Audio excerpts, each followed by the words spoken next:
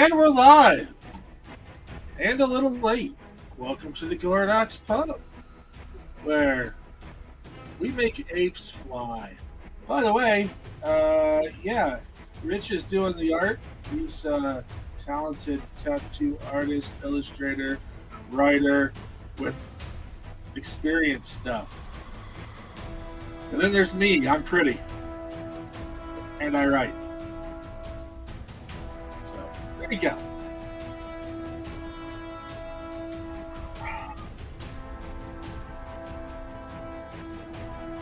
I know what you're thinking, Rich. That was amazing. You're welcome.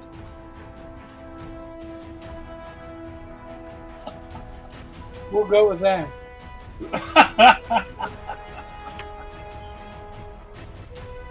Hey, is that purple? That's purple.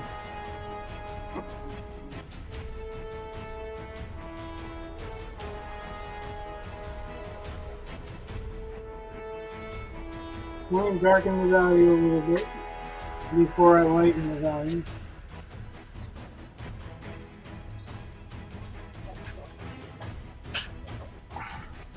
Talked to a old tattoo client of mine last night and showed him what I'm working on. I took a picture of this.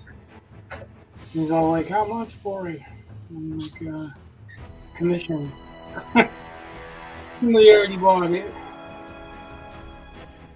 I'm like, you want to do something like it? If I can do something like it.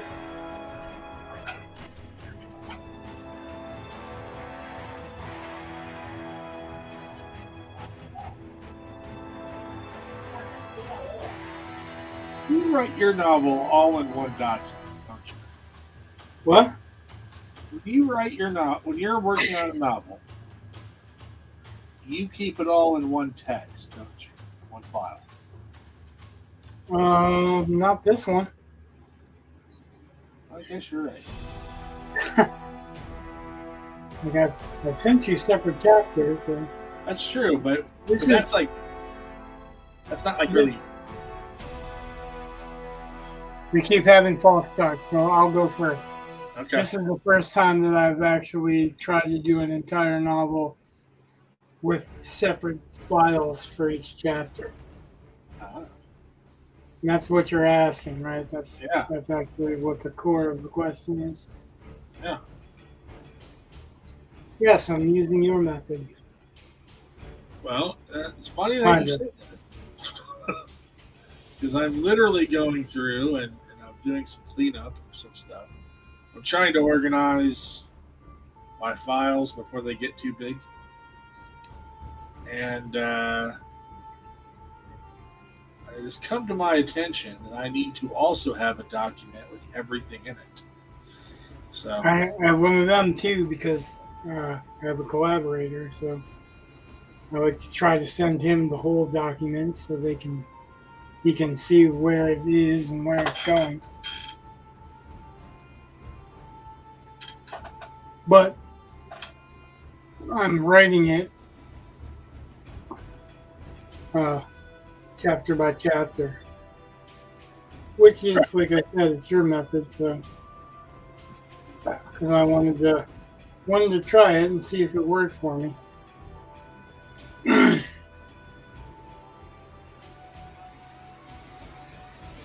What I'm also doing by creating a thin mixture like this is called glazing.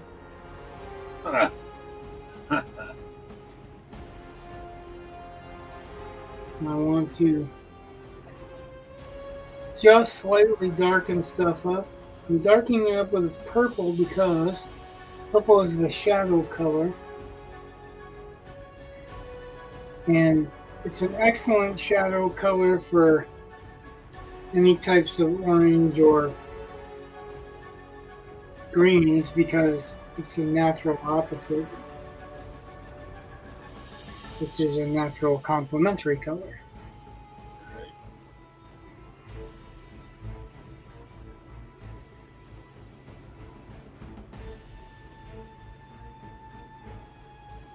So the tech that came had to replace like he had to climb the pole, replace the box that was up there, had to replace the box or do something to the box at the house. Then he had to replace my modem. Like he was earning his paycheck. And I was kind of surprised as hell. Well, last night it was storming and the internet went out, which really sucked because I had that story that I need to get done by Monday. And you know, I had set aside time last night. Like I had really worked so I could get that done last night. And I had gotten the first draft of it done, I guess. It was about 600, I think it was 614 words over what it can be. So this morning I was working on, cleaning up those words. Yeah, trimming. Or I wanted to, but I was hoping to do it last night, but I couldn't. And then I couldn't do it this morning when I woke up. I figured it'd be fixed by then. And then they said we're not in an outage. I was like, well, shit. Now the cool thing is they got me up and running, like through the internet. They're like, it's slow, but it'll get you through. So we're sending a tech out. Like, all right, whatever. But yeah, the guy said there was water in the box up at the pole. It's like, wow. Yeah, squirrels and stuff get in there, and then it was raining last night. It's like I opened it up, and it was poured right out. I was like, well, that's probably not a good sign. So hopefully I'm running faster tonight. So I should be getting better. You see how I darkened that green up? And it still looks green even though I went over it with purple? Yeah. That's glazing, and the reason that I bring that up is because somebody had told you that green was a difficult color. Yep. And like it's just you have to decide how you want to use it and what you want it to look like in the end. So the next color is one I'm going to have to create. The new color by Rich Ware. Yeah, right. One I have to make. Yeah. Technically, creating you can't really do because creating creates something from nothing. There's only one creator. But that's not how we use it in the vernacular.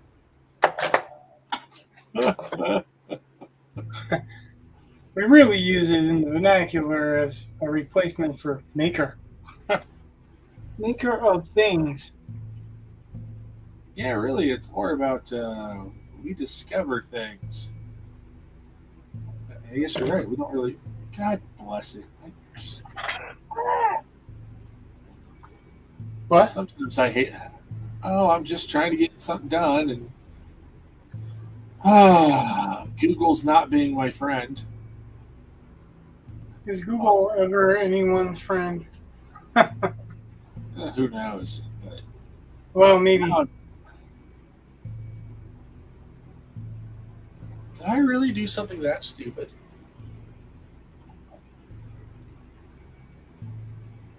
I think I did. No, I couldn't have done that.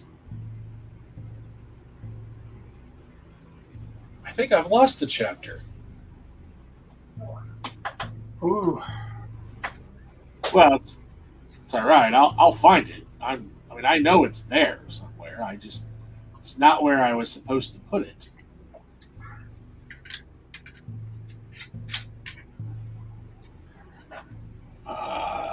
Yeah. Yeah. So I got it. I just gotta. It's really not where it's supposed to be. However, now it should be a lot easier to find. Because I just opened it. Because you found it? Well, I opened it so I could. Yeah, that generally makes it easier to find. Yeah. Well, I'm also trying to like I want to move it into the right folder. You know what I mean? So yeah, I got to make sure I can. I mean, so it's not just finding it, because I'm also trying to combine all the chapters into one document so that I actually know how. I mean, I suppose I could do it manually and just open them up every time and keep a tally of how many pages. But I'm just kind of curious as to how many pages I'm on. So, I also a novel. This is a novel. Yeah. Yeah, I keep a running document, but I like to switch. I don't generally do the page count thing because I write in Times New Roman. And it's very different from Courier New. So I can write like 300 pages in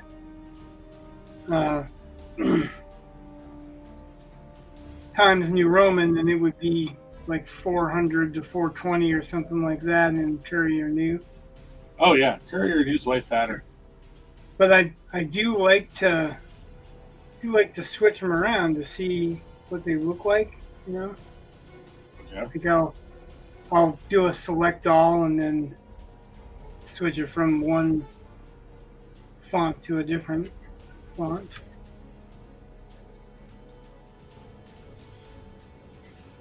So this stuff didn't look as clean as it does now when I was done yesterday or Thursday.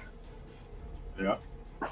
Because it takes time to dry and settle, but like all the light stuff is not as light. Some of it is, but some of it is not.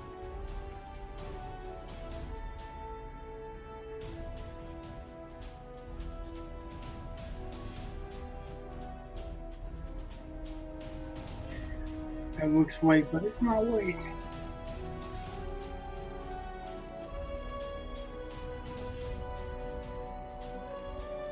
All right.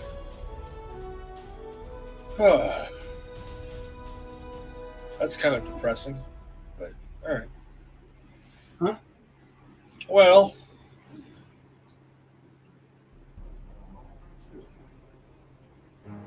I just need. Well, maybe eventually. Yeah, at Times New Roman, I only have 62 pages. Yeah, right. I don't mind that because I go by the word count anyway. Well, that's true too, but it was also on 11 for some reason. There we go. It's still only 63 pages now, and roughly a little over 18,000 words.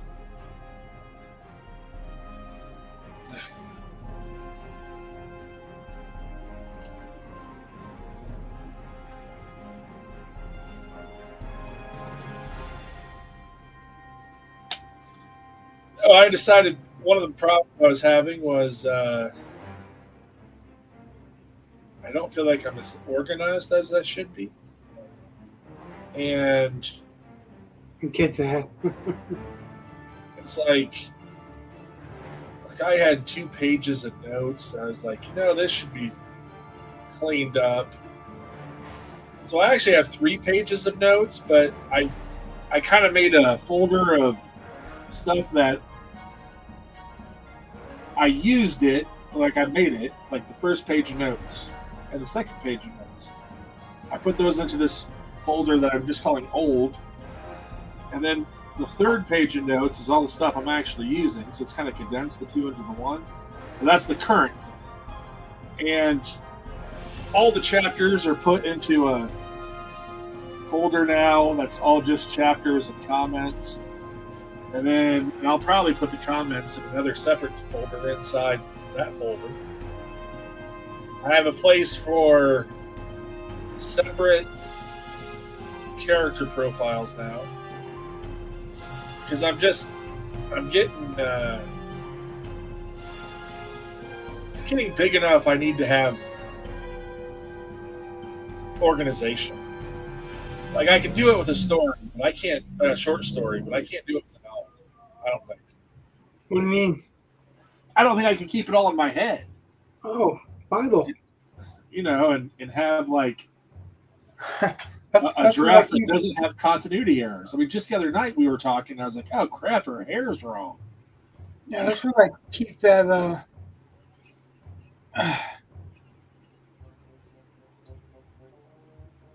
That's what I keep the story Bible for. Well, that's kind of what I'm making. Is like the page of notes is for big general things, but the character profile should have had that stuff in there, and I just should have been paying more attention. Like I said, I haven't been organized. So, as I'm starting chapter 6, wanted to do that.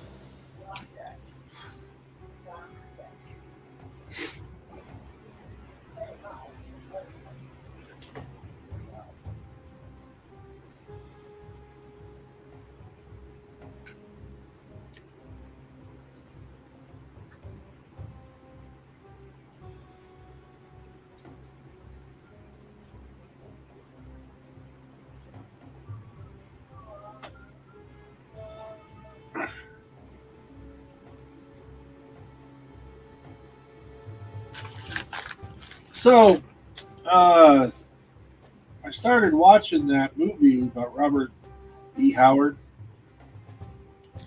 The whole wide world. Renee and what's his face? Vincent D'Onofrio. It's called The Whole Wide World. Yeah. And I got to the part they were in a car with a gun, and he's talking about how it's a dangerous part of Texas and all this stuff. Well, yeah, he's telling a story. I know, but it's just every line he's telling a story. It's just, I was like, I don't know. I'm not happy with Vincent D'Onofrio's acting in this. I'm really not. Oh wow, I really liked it actually. Oh, it's just every line seems like it has to be over the top. It's so fake. Yeah, but it's Robert E. Howard. Well, I get that, but that that's doesn't. the way Robert E. Howard was. He did an excellent job of portraying the character he was supposed to be portraying. Well, then I guess I don't like that character. Well, he was a pulp writer. His whole life was telling stories, Pulp Fiction. I get that. I just, after a while, it's like, tone it the fuck down.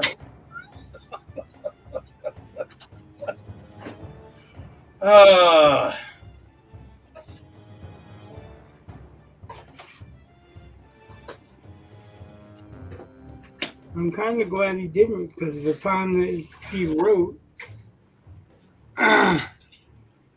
he created so many characters and just so many stories in the span of 10 years that there's really nobody like him.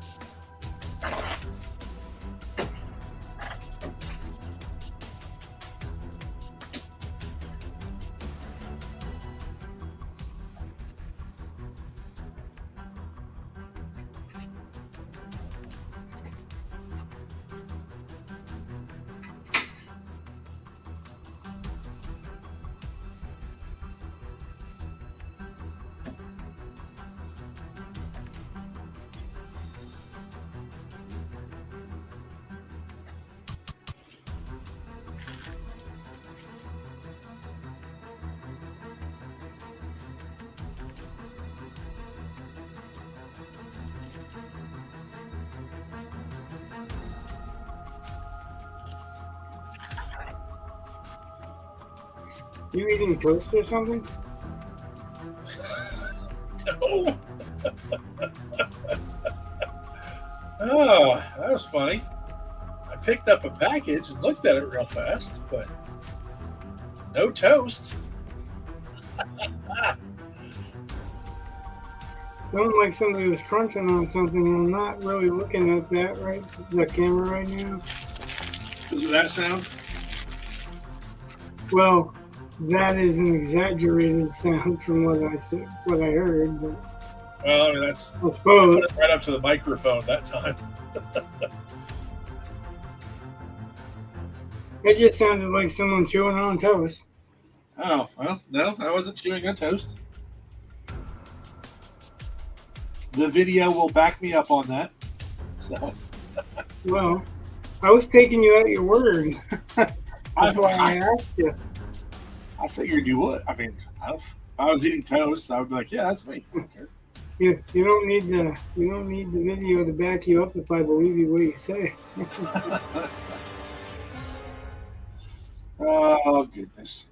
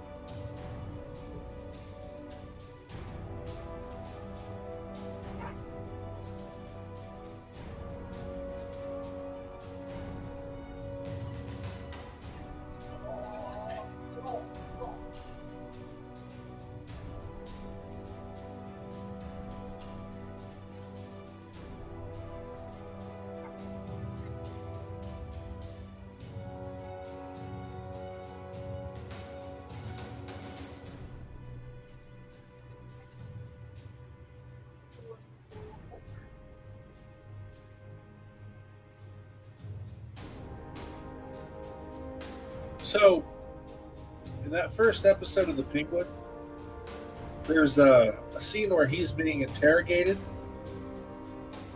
And I've never seen this before, but I thought that was pretty fun. They take a Garrett wire and instead of putting it around his neck where, you're just going to kill him, they wrap it around his shoulder, like around the armpit. You cut into it there. And I was like, yeah, I could see that being kind of painful, and if they go too far, you're losing your arm. Nice slow way to lose your arm too. So I thought that was pretty fun. I was like, yeah. Never thought of doing it that way. Well, that's pretty good. So the next time I'm interrogating someone,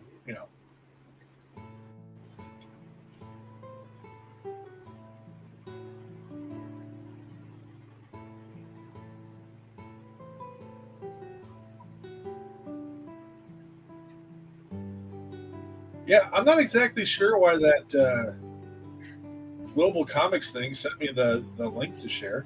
I was like, all right. If it's free, who cares?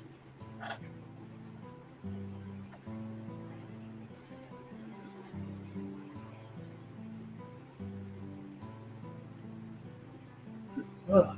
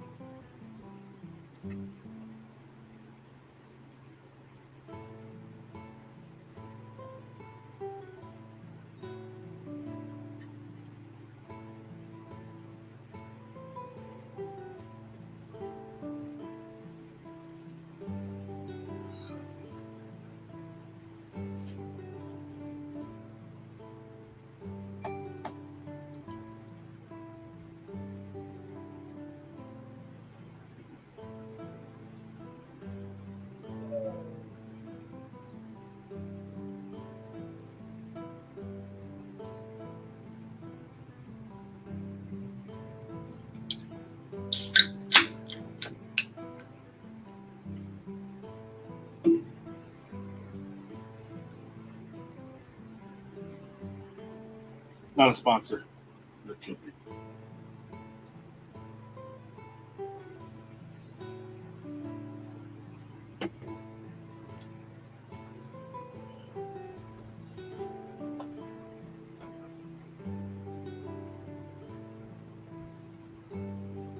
Remember that Q&A that Orson Scott Card? Well, he's done more than one, but he's done Q.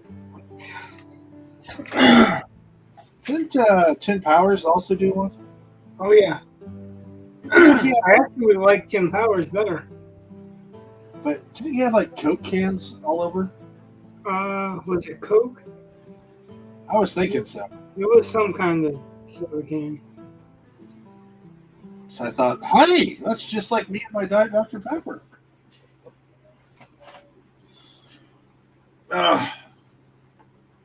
Yeah, except for Tim Powers is one of the ones that created steampunk. And if he created it with Diet Coke or whatever the hell he was drinking, and that's a good advertisement for Diet Coke or whatever the hell he's drinking. Okay.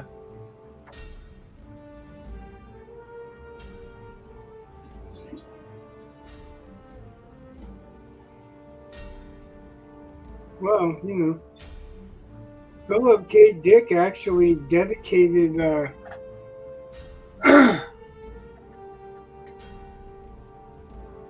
You Android's Dream of Electric Sheep to him. Like the last printing when he was alive. I mentioned that book in class, and my students did not believe me that it was a real book. Did you tell them that the movie Blade Runner was made from it? Yeah.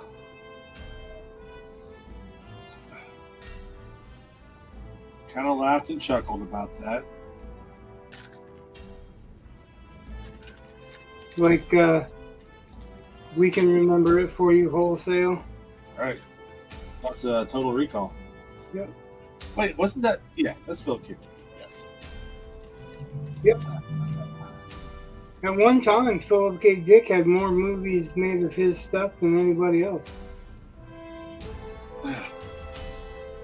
I would assume that title probably belongs to King now. When I looked it up, I assumed it belonged to King. Well, let's just look it up again, because now I'm intrigued.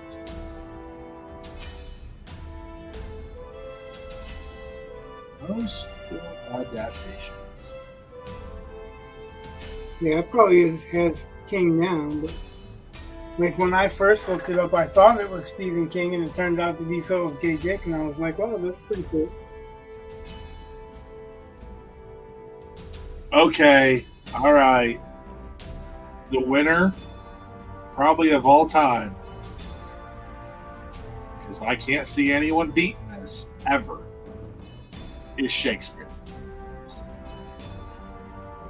Come, it says 1,100 plus.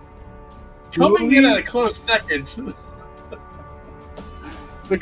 Coming in at a close second is Stephen King with 51. But I don't know if we can trust that because it doesn't have Philip K. Dick on here at all. And I'm going to guess there's more than 10 films by Philip, or that are based off of Philip K. Dick's books. Because The Adjustment Bureau, Minority Report, Total Recall, Scanner Total Darkly. Recall. Yeah, Scanner Scanner. Darkly. Yep. Screamers, which was originally Movies the second variety. based on. Then Amazon did that big mini series based on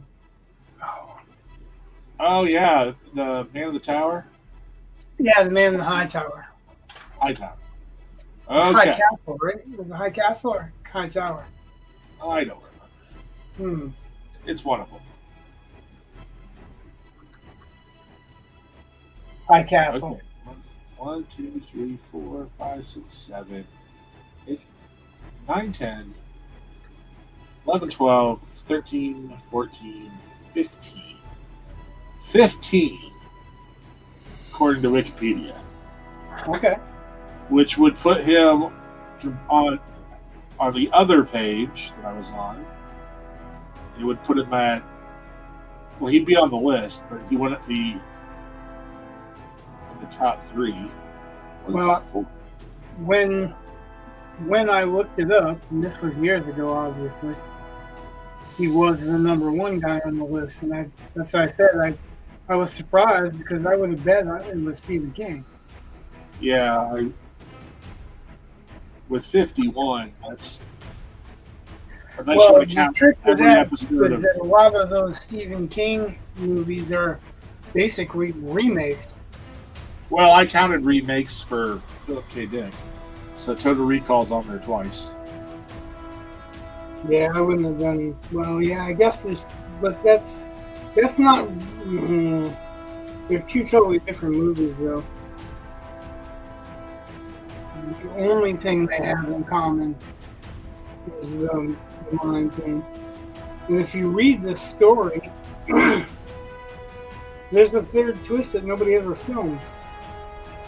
And that was the kind of point of the twist.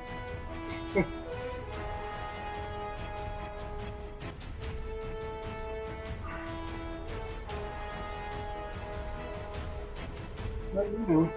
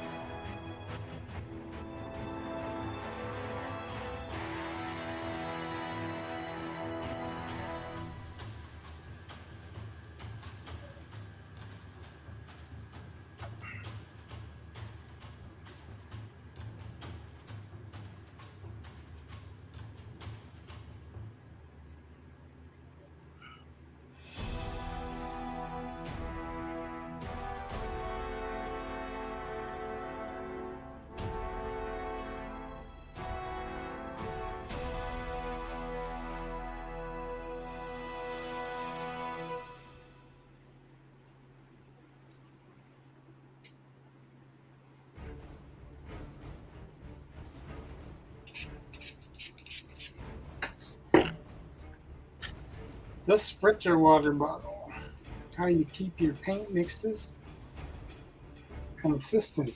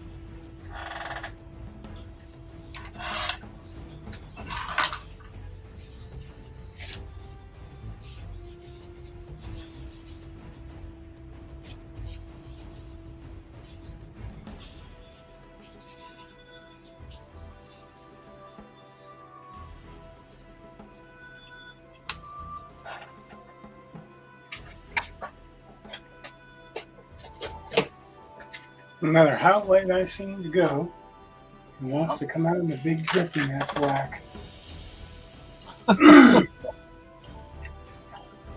barely squeeze it in there. A bunch more than I need. So I want to make black. I want to make dark brown. I put a tab of purple in it because sometimes that'll do the trick too, but because there's a little bit of orange in that brown. And if you didn't get what I meant by that, when you put complementary colors together, you get neutrals. So you either get gray or brown. And depending on the amount of which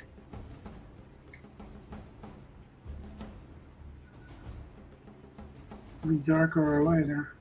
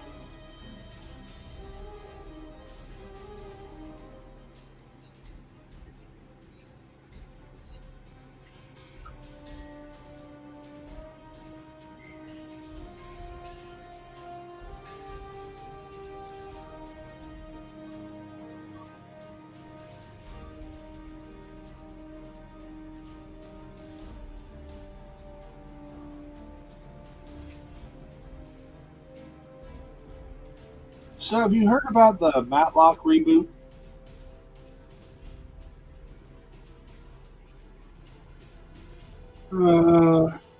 Andy grew up with Matlock. Well, that was the original. Yeah, I don't care. I don't even understand why it's a reboot.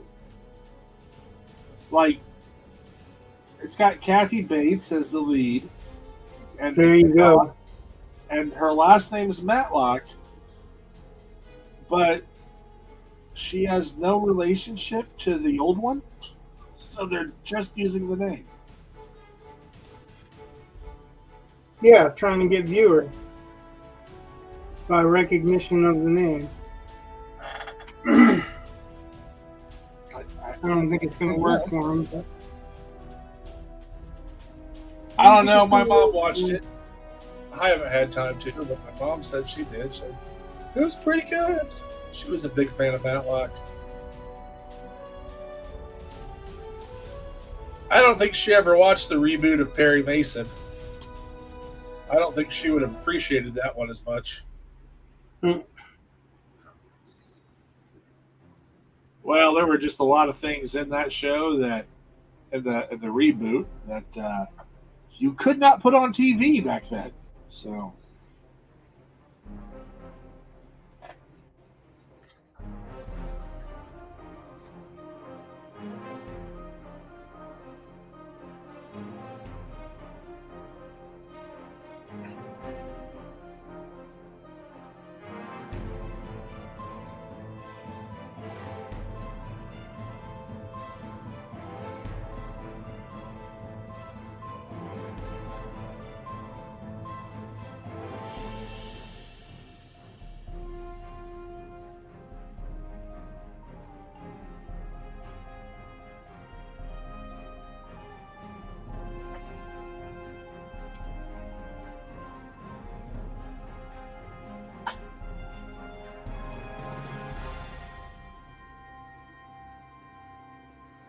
Like in the time of the original Perry Mason game?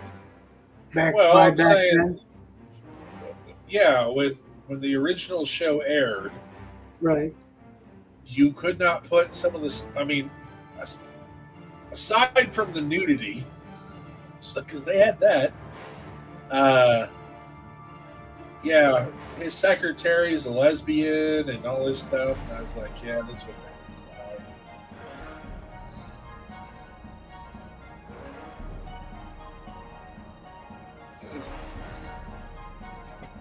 Yeah, I don't understand the point of that except for to check a box.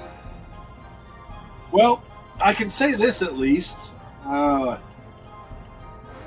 the character is a lesbian, but she's not like a paragon of virtue like half of Hollywood likes to pretend. Like gay people can't ever do anything, questionably moral or morally questionable. So, like this, she cheats on this girl. She's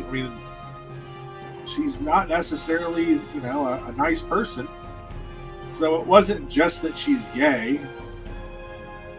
It wasn't like that's where they stopped. To me, I was like, well, this is actually a depiction of a human being, and this particular human being happens to be gay. So I actually thought it was better done than most things, but I could also recognize it as She's a piece of shit, but she's a human piece of shit. Well, I'm saying that a lot of times they make any kind of minority like they can do no wrong. So it's kind of nice when they're like, no, they're human beings. They do wrong things too.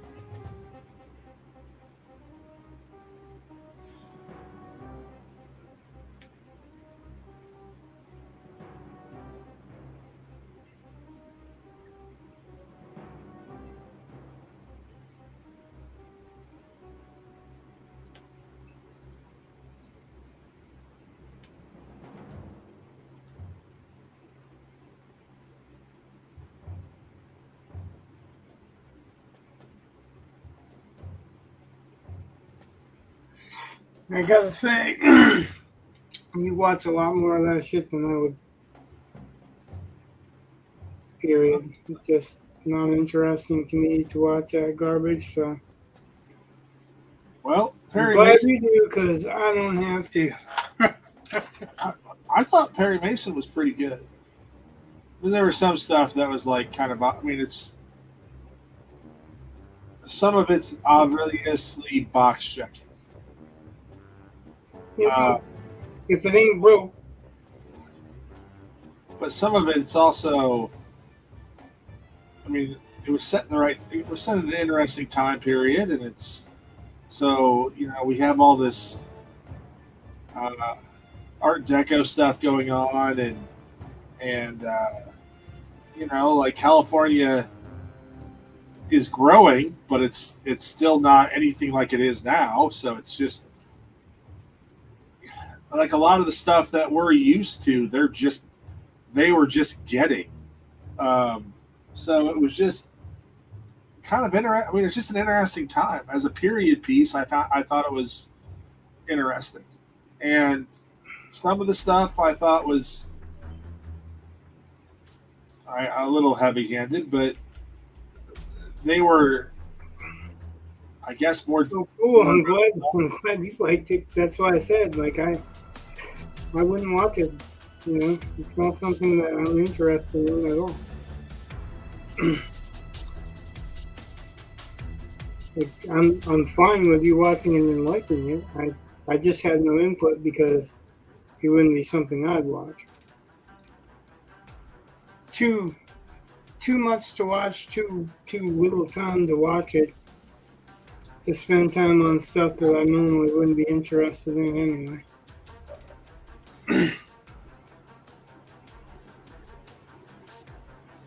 Like I guess I'm giving you a compliment when I say I'm I'm glad you watched that shit, because I don't, It just has, I mean, again, it presents stuff that I don't mind detective stories. I find, I include that stuff in my writing, and the time period was right. Well, it's not the detective parts. It's the parts that I don't care about. Like, I've watched a lot of Perry Mason growing up. Oh, I did not. I knew about him. I did not. I don't think he was really on. We had reruns on all the time, so I watched Perry Mason. And I watched, like, I don't know if you know this about me. I don't know if I've said it, but I like to watch old movies. Yeah. I'm a fan of watching noir and just older movies. Yeah. Ones that are not reliant on special effects or CGI. So I've watched a lot of Perry Mason, I've watched all of the cowboy western stuff. Even a lot of it wasn't my generation, so it's not like it was because it was my generation. I just watched it. I liked it. Like, when I was a kid, we were watching reruns of The Lone Ranger, right? Right. And that was pretty much everywhere. That wasn't like uncommon or something. But right. I watched The Cisco Kid. I watched The Rifleman. I watched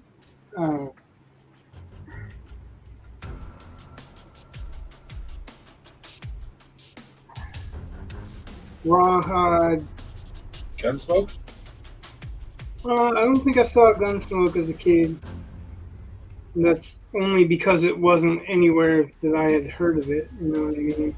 Like, so I guess what I'm saying in short is that I would have, but I hadn't had an exposure to it.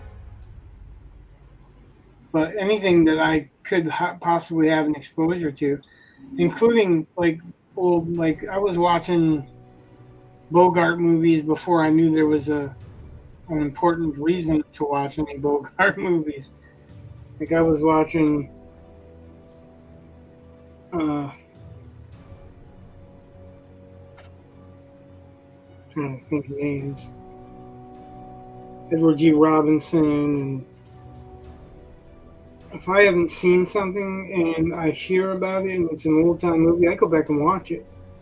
Like, one of the last movies that I watched movie-wise was The Man Who Laughed, which is a silent movie, actually. And it's a Victor Hugo novel that was turned into a silent movie. But it's what they based the Joker on. So I had to go back and watch it, and then it's really some screwed up stuff in there, so.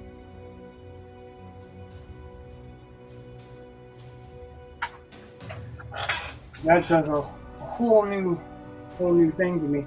But I like to watch the older movies. I love watching old Robert Mitchum movies. No, I'm not talking about old like the Philip Marlowe movies or The Omen and stuff like that. I'm talking about like old where the original Cape Fear and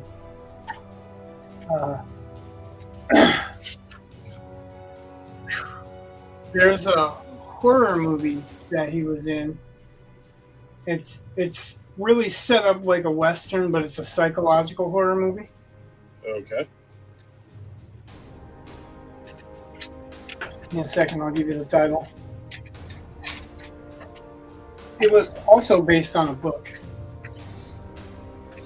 but he plays a murderer, really. But he plays a murderer dressed up like a reverend. Okay.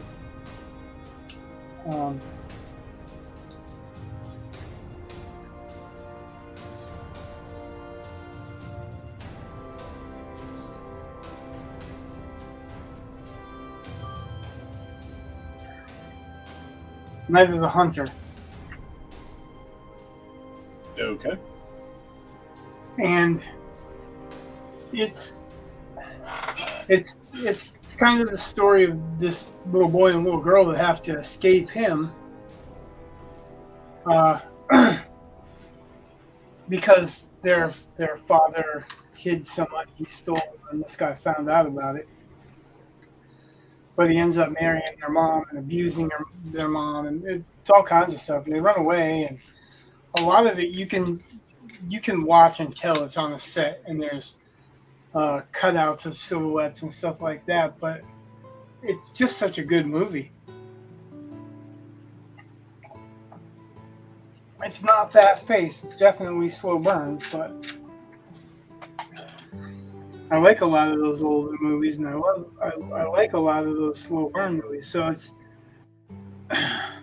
kind of a toss up because some of those slow burn movies are slow burn and never feel like they're going anywhere. But this one is really screwed up. Like the stuff that happens in it's really screwed up.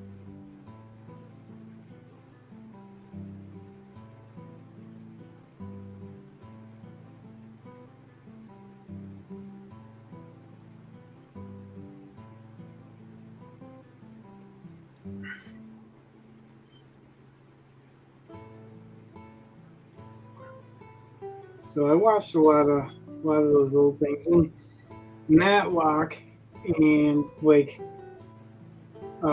what's the other one? Murder, She Wrote. Yeah. My mom loved those, and like Amanda's mom loved those. So they were watching all of those, and it would be hard to miss them. Right. Matlock, I've seen pretty much. I don't know what the new Matlock would be like, but if it's like the old Matlock, it was. You know what? I can't even imagine it would be like the old Matlock, because the old Matlock and almost everything that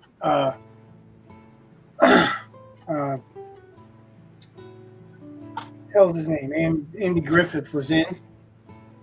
He only played one bad guy. Every other movie and show that he was ever in, he was a good guy, right? A really morally upstanding good guy. Yeah. Is the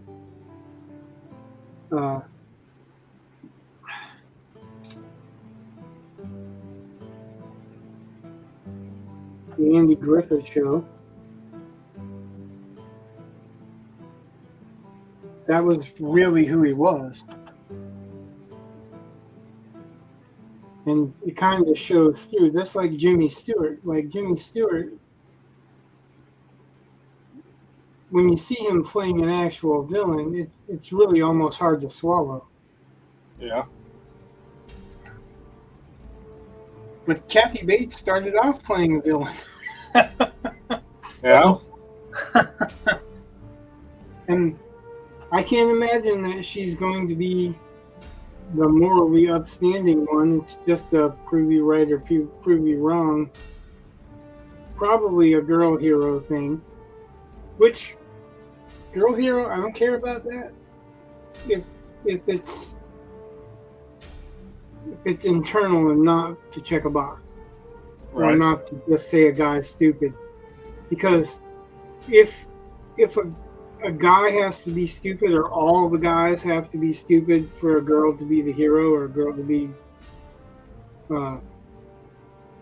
the protagonist, and you think that she's brilliant, then that's not actually her being the hero. It's just that everyone else is so dumb that makes her look good. And like, if it's not the case, like if that's not the case, that's a whole different story. I do appreciate that kind of stuff. Like I don't mind the girl being a hero. That's one of the problems I had with the sequels to Star Wars, is that they just missed opportunities.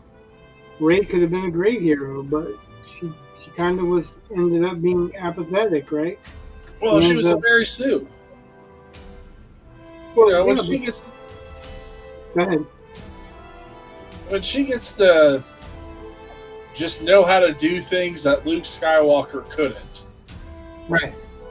And yeah, I feel like, okay, think of it this way. Luke Skywalker had never heard of the Jedi. But Rey knew about them so much that somehow when she's in trouble, she channels it makes no sense. Yeah, she's got Jedi mind tricks before she even knows that she's a Jedi.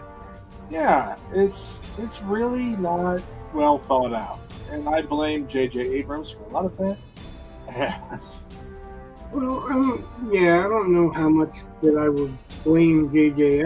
Abrams for, because it's not uncommon. It was just the tip of the iceberg. It was the beginning of all this shit. Like, I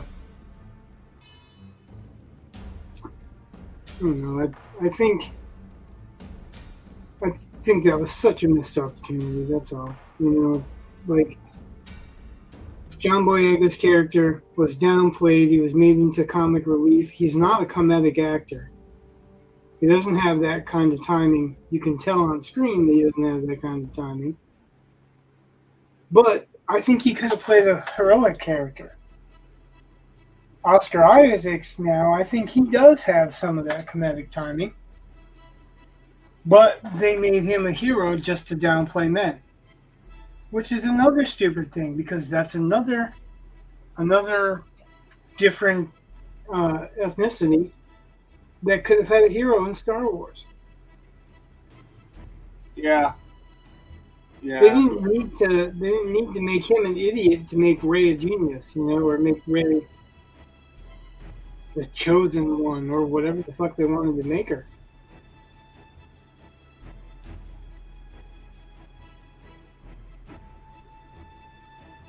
That was my disappointment. And then when that whole movie where they're on the run, they're killing each other off, the stupid shit, like they're just allowing, fighting the pseudo empire,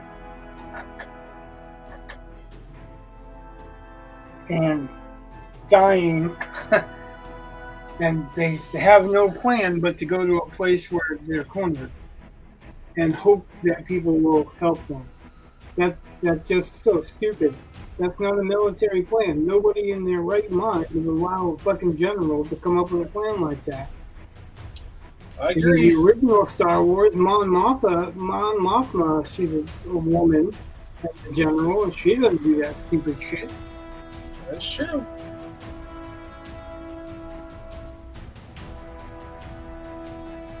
It's the missed opportunities to make the Star Wars franchise bigger than it was, instead of limiting it to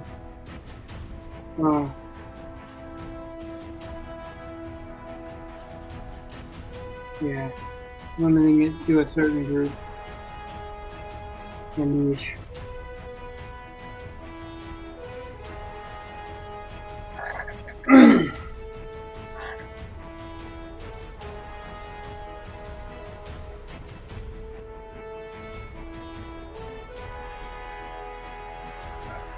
I really kind of wish that they would do it right. I know it sounds screwed up, but I really wish that they would make a girl hero character that didn't rely on everybody else being stupid and incapable, and the guy characters not being stupid and incapable. Like, the guy can make a suggestion once in a while too, and it works. That doesn't involve just leaving a woman in command.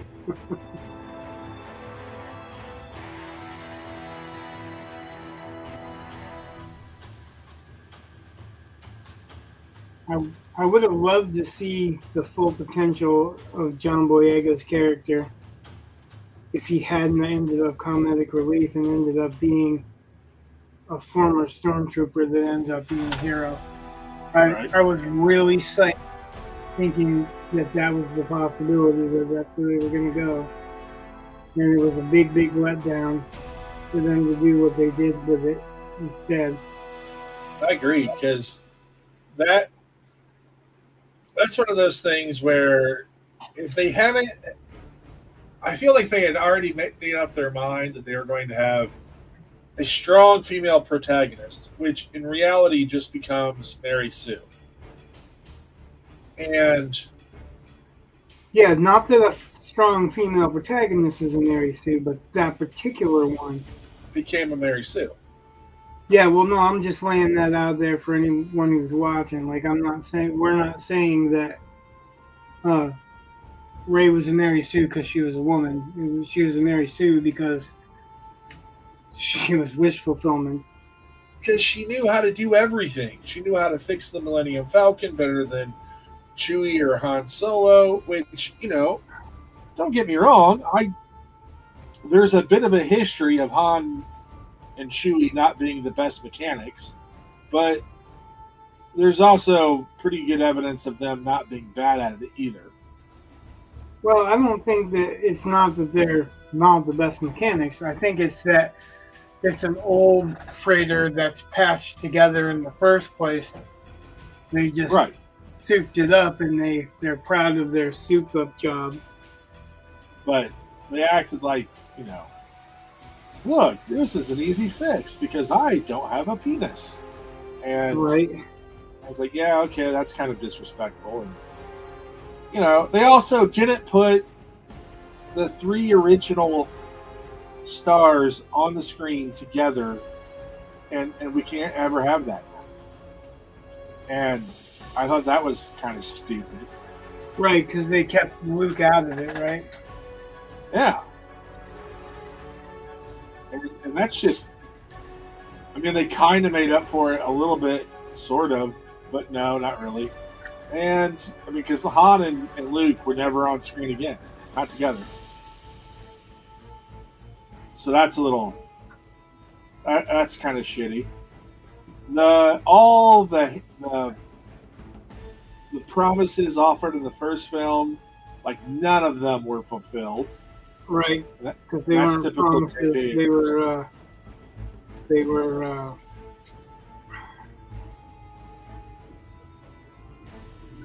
shit. What do you call it? It's like a bait and switch. Yeah. They were red herrings. What? I can't think of the word right now. Distractions. A waste of my time. Well, that's what they became, but. Yeah, they weren't supposed to really. They weren't really ever intending to fulfill those promises. They were false promises, essentially. They were like a political election.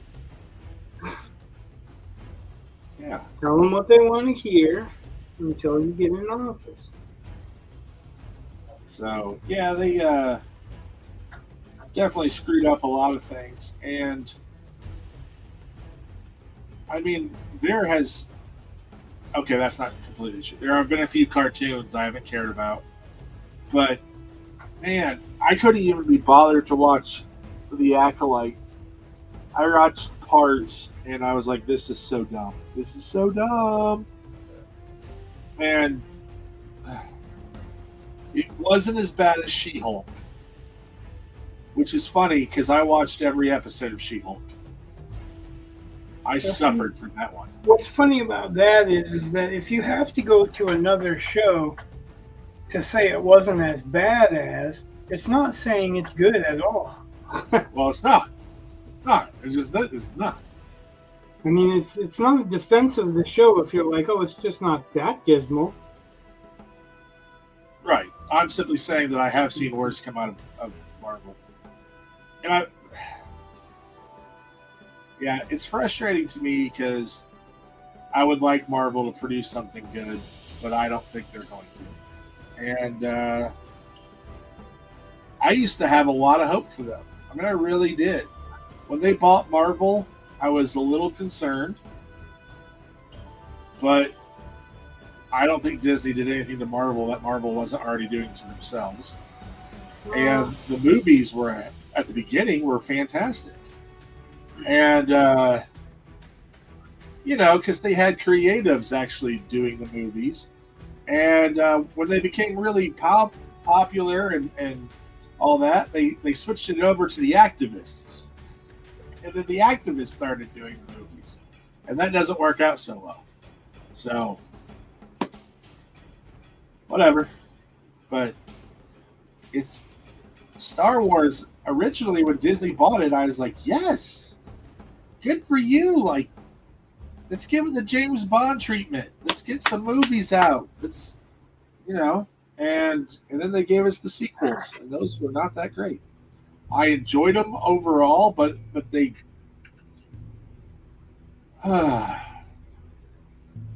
they're not as good as they could have been. But again, I still went back to James Bond because there are certain James Bond movies that are not as good as the others, and I'm okay with that. I'm just like, oh, okay.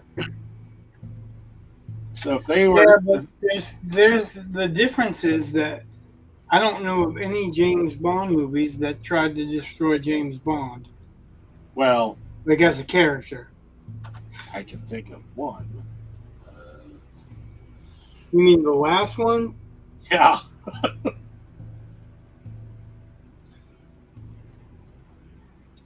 Which is kind of funny because really the idea of him retiring and then nobody like, who are you? And like, that's legit. And it's a normal extension because they played around with the, that's it, I quit motif. And they've done that before. So this just takes it a little bit further.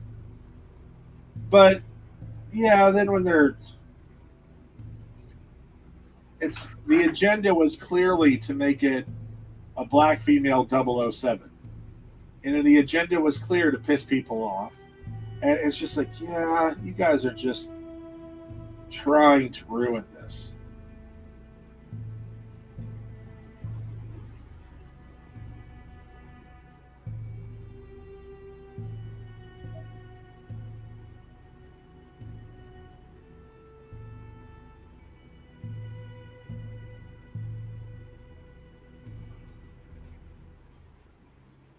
Ugh.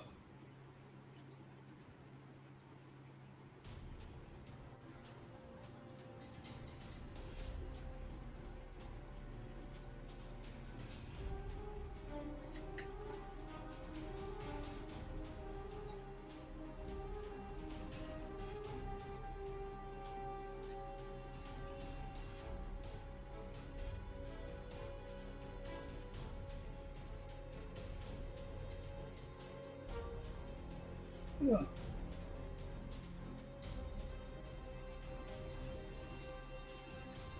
I think Eli's passed out. Oh, yeah? Yeah, I think I heard him snoring a minute ago. Well, last night... He lays on the couch that I usually sit on while I'm streaming.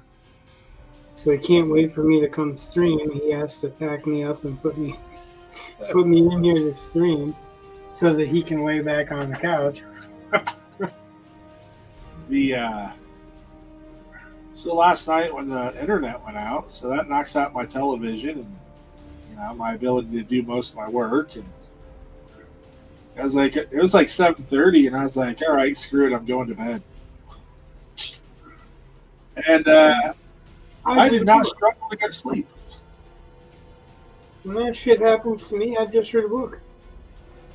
Well, chances are I'm already reading 3 or 4. But like I've got Audible on my phone if I can't, if I don't have any lights or batteries or whatever. But if I do have, and then I also generally keep my Kindle charged. So by the time I go through both of them, and I can charge either one of them actually up in the car. So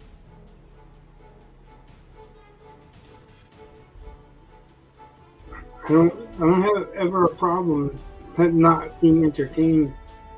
No, unless there's a fight that pops up in your house. I was tired, and I thought, screw it. Well, there's a different story. And I slept until like 8 or 8:30, somewhere around there. Yeah. And I think I got to sleep at 4:35. Oh God, not me! I'd be dead. So yeah, I had to go pick up my daughter at 2:00 in the morning. Right. I had I slept for like 13 hours or so, and got up pretty early. And I got on the phone with my internet provider to find out why the hell I didn't have internet. Got that partially taken care of. Then I started working on getting that story done. Got it done. Then I started working on organizing my novel. And I kept thinking, dear Lord, it is not that, like, this has been an incredibly long day. Because Saturdays, I normally don't wake up that early. And it was kind of funny, though, because I kept thinking it's been an incredibly long day. And then I looked up, and it was like 8:07. I was like, oh, I got to be on the camera soon. So I went and got a pop, and then came back up, and then, sat down, got everything ready, and that's when you messaged me right when I got on. But I was just trucking along. You messaged me before, and I thought, like, wow, he's not here, and he's already been messaging me. Yeah, I normally I get on around 8 just to make sure I'm on time. Get the cameras, get my light where I want it and all that kind of stuff.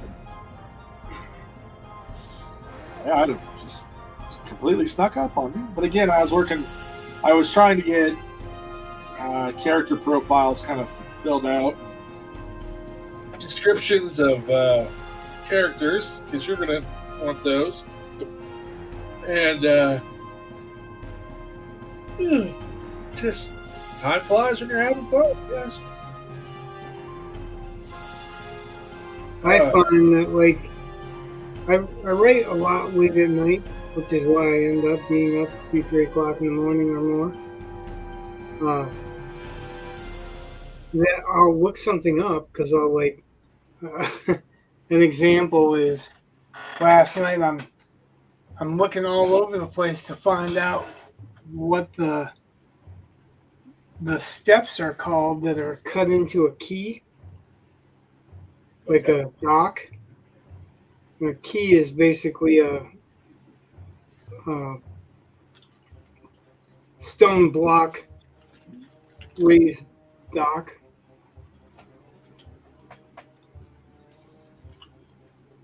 And that's generally what they called it in medieval times. And so I'm looking at looking that up, and eventually I'm like, well, wait a minute, my character is a kid, so he wouldn't necessarily know. Right. But before that, I'm going crazy looking for it. And I actually message people that I know that live in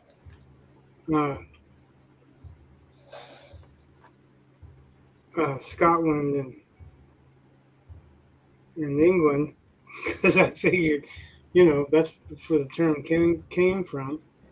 And I found a bunch of sites that were talking about key walls and stairs, but apparently they just call them stairs. So,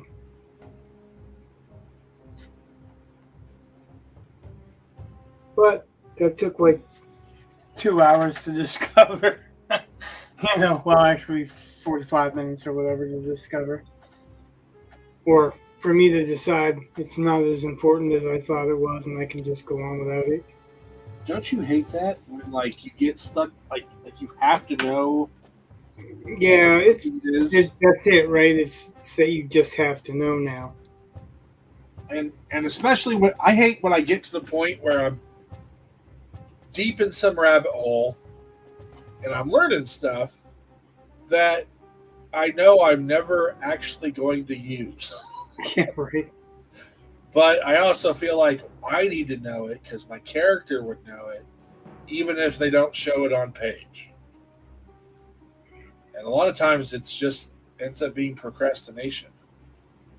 Yeah, some of it for me is like I want to know, and then I'll realize that the character doesn't necessarily know. Like I've got two characters in this particular scene, and one of them has been around for at least 1,500 years.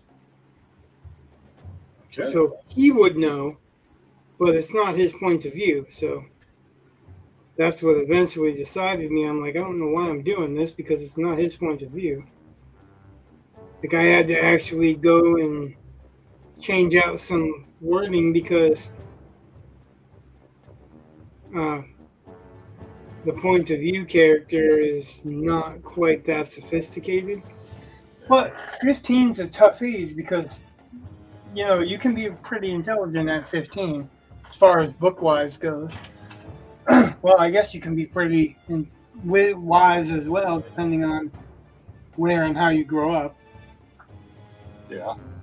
So, like, it's trying to decide what is appropriate for the story without taking somebody out of the story. That's a tough one. And that's super tough for me because I'm not accustomed to writing with a young protagonist. Like if I'm writing with a young protagonist, chances are it's a short story, right? Because that's not where I naturally go. That's not the direction I naturally head in. Matter of fact, I think when I'm finished with this novel, I'm going to be focused on doing something longer with my medieval knight story, the medieval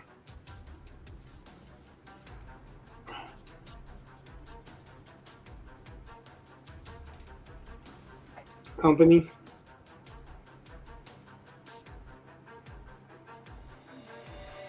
Okay. The one named Dragon's Ransom of Dragons. Oh, yeah. I think. Yeah, the one that's got Breton and Jake and Grimoire. That's the one that I'm actually writing as 1,000-word installments. But I'm really liking playing around in that time period, so that's one of the problems I'm having with writing this one is because it's written partially contemporary supposed to be about a contemporary person that ends up doing back in time. And I don't want to write about the contemporary parts. I want to write about the back in time parts.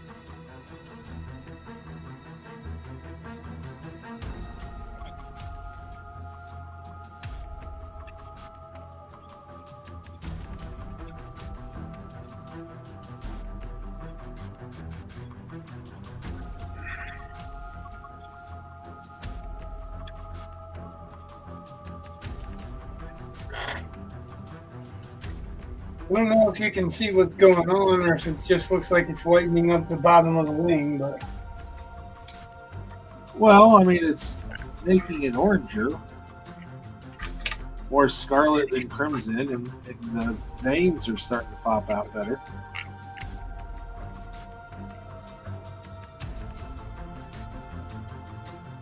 Well, that makes it easier to see.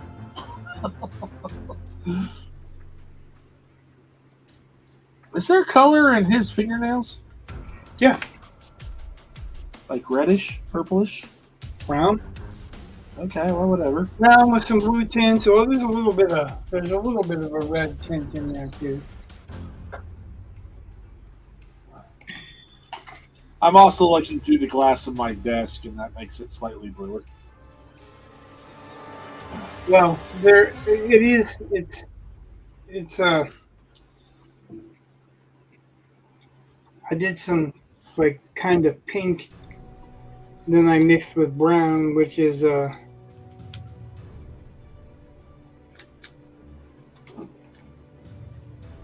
kind of a cherry color. Not like red, but like black cherry, Okay. where it's not quite purple, but it's a tint of purple.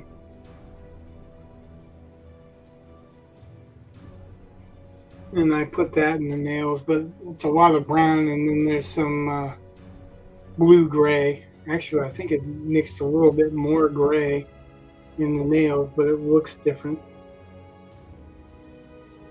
It's one thing I've been trying to show all the way through this thing is that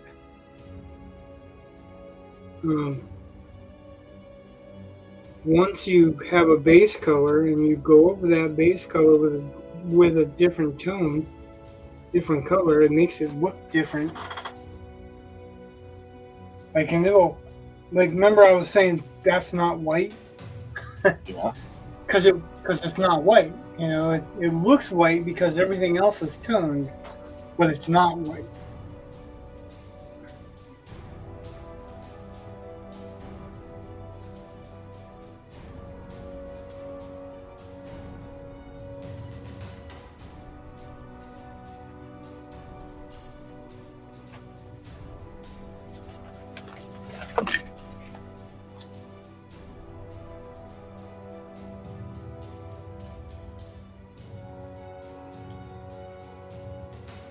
And I was saying, like, this is actually straight up gray, but it has a tint of blue in it.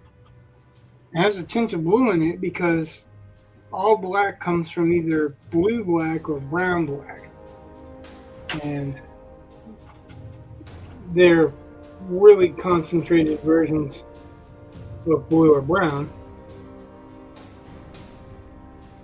And when you mix titanium white, which is a really powerful white, instead of a mixing white, which is not a really powerful white, you get a lot of that true color coming through.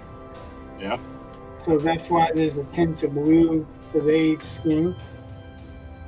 I'm fine with that as long as value-wise you can read what's going on.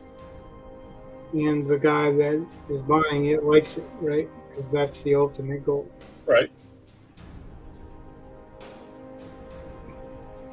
I like to be happy with what I produce as well. But That does make it a little bit easier. ultimately, it's not me that needs to be happy with it.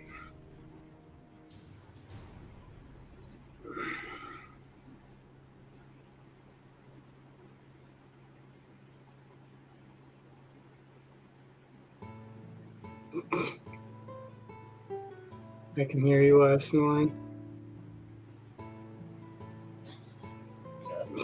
he's got this thing where he gets up way earlier than he should. And then he's tired and he's an asshole for it the rest of the day after he gets home from school. And he's got no school tomorrow, but like, holy crap, the shit we've been through today. The special needs kids are not easy kids. Right. It's really hard because they are, at one time, the most beautiful and the most difficult.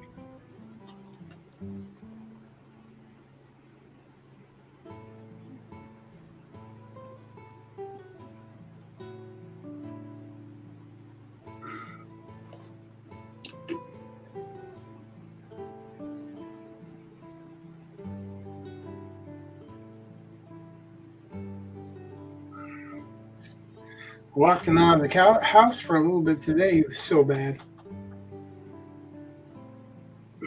And, you know, he was overtired because he got angry. Like, I tripped and almost hurt myself. And then he got angry and threw a fit over it. Like, what? How dare you? Right, well, he's telling me, fuck you. Okay. He's telling me, fuck you, and I'm the one that tripped and got hurt. But then it's not just fuck you, it's headbutting shit, it's throwing shit, and you know, it's a process. Like, and each special needs kid is different, you know, they have their own way of dealing with stuff, but he wouldn't be like this at all if he wasn't fucking dead tired. But he's dead tired because he stays up all night, and he tells you ahead of time, I'm gonna stay up all night. No. We got school tomorrow. You want school tomorrow. Nope, gonna stay up all night. And then he proves it.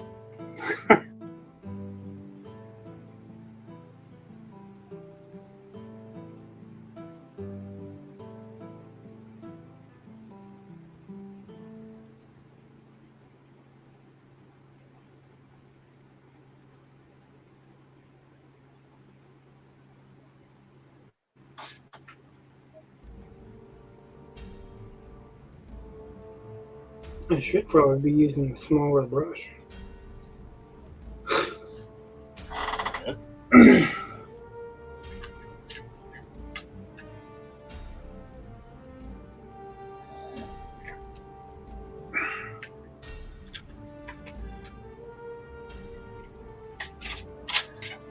It's probably the smartest way to go about it.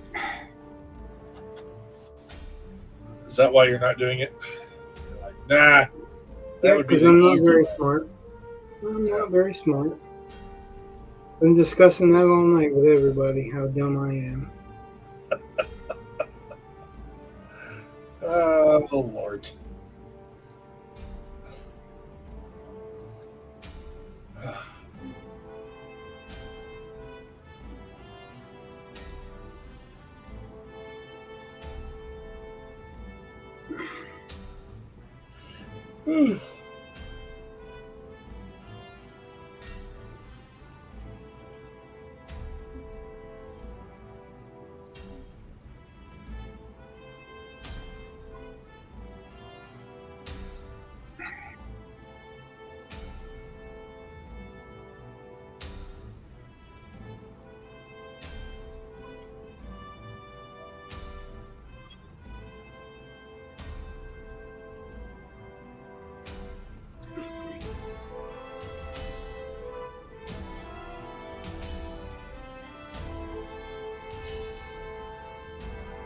I'm going to switch to the lower brush a little bit. Yeah. Because I'm going to do another layer of this.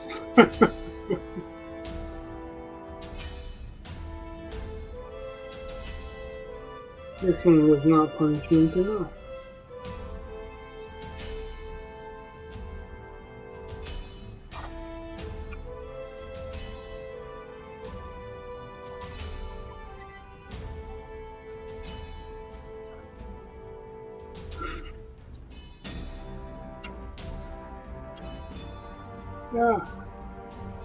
Running out of fingers.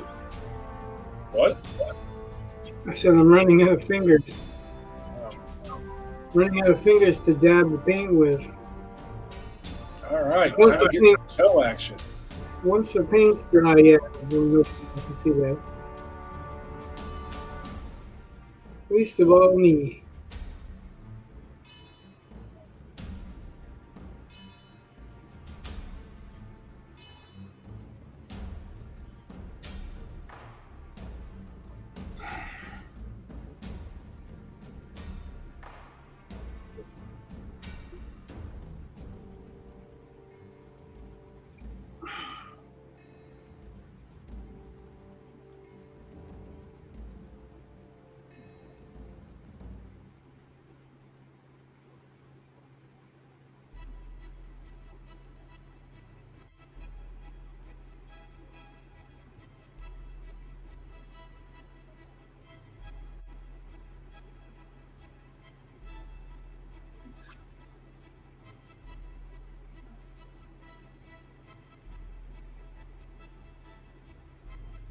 Yeah, we're expecting to get a little bit of blowback from the hurricane. Usually, Well, that's what I assumed was the storm last night. what's that? Well, we had a pretty bad storm last night, and I was kind of surprised power didn't go out. So I was kind of happy with that, and I just assumed it was hurricane stuff reaching us. I could be wrong. It could have just been a storm, but it seemed a bit too well timed.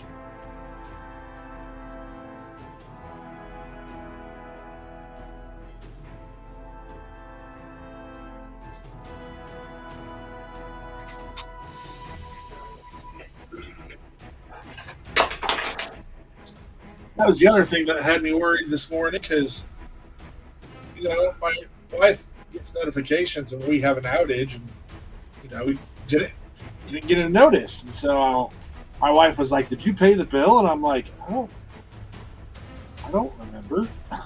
So, and I can't look it up, So then I realized like my phone would still look it up, even though it wasn't on my Wi-Fi, so I'm just paying for data. And I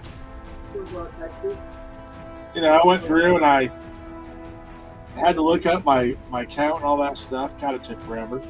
And like my payment's not due until Wednesday, I think, of next week and all this stuff. I was like, yeah, I'm good. Like, it would have been shitty if they had turned off my service in the middle of a storm, so I had no idea it was disconnected. Right? No, that's the case.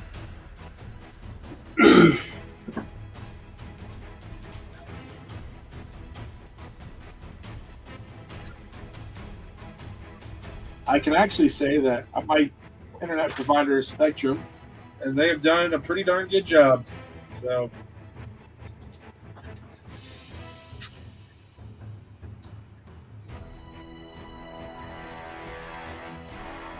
way better than AT&T was.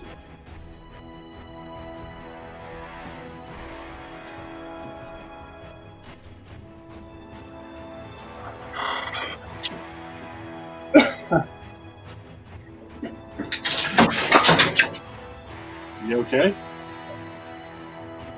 Yeah, that was the dog. Oh, okay. No, that was the dog. He scrambled because the wife knocked over a recycling bin or something. Loud noises make him fly like he just bolts.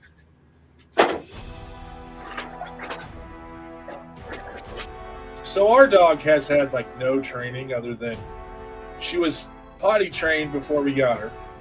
So that was good. Well, otherwise, she's a feral dog. And What's that? like, we don't worry about training stuff. I'm like, I'm gonna pay to go have her trained. I don't care that much. Not why I have her. But the other day, might have been Friday. It was either Thursday or Friday. That was a Thursday. because it was raining Friday. So Thursday, I get home, and my boy's burning trash, and the dog's out on her chain. And I just took her off the chain, and she stayed in the yard. And she started to wander a little bit, and I was like, get back here. And she went right back. And she was very well behaved. There were even people in our alley, and she, as soon as I said, get back here, she came right back. And I was like, damn it, dog, you're just amazing.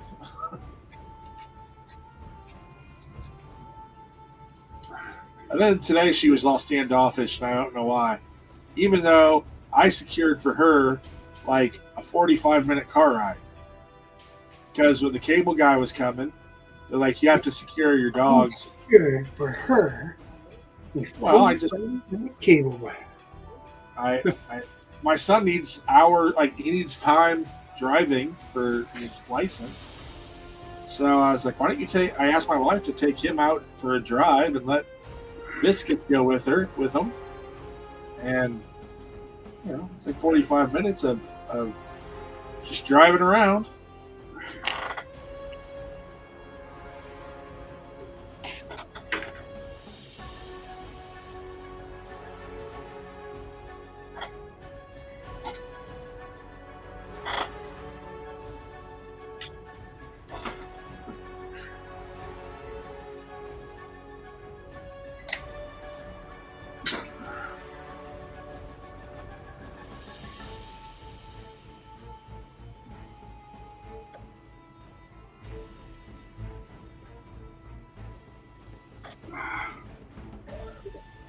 Of course it did. What'd you do?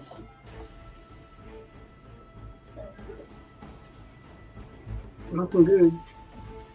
Oh, okay. I don't do anything good. Don't you know that? I don't do anything good. You guys does everything wrong. Well, then you're pretty darn good at fixing your mistakes, because I can't see anything.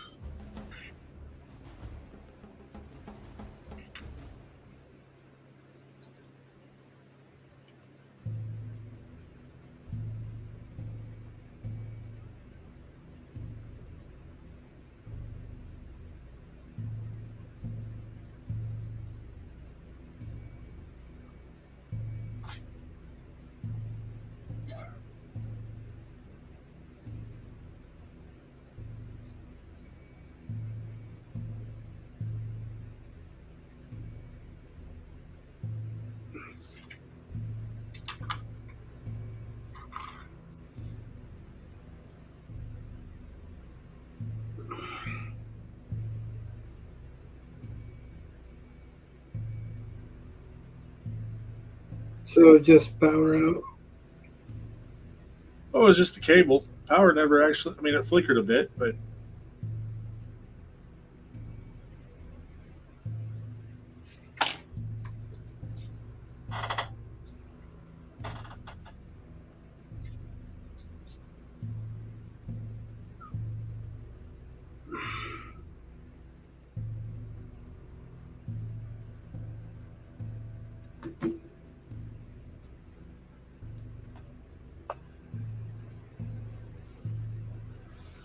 So I saw that Willie Nelson had endorsed Kamala Harris, and I don't care. You know, I've never been a big Willie Nelson fan, so I don't, whatever. But I just find it weird that we just sent Snoop Dogg as a carrier of the Olympic torch, which oddly looked like a giant doobie anyways. And now Kamala is seeking the endorsement of Willie Nelson. I'm like, how can you guys keep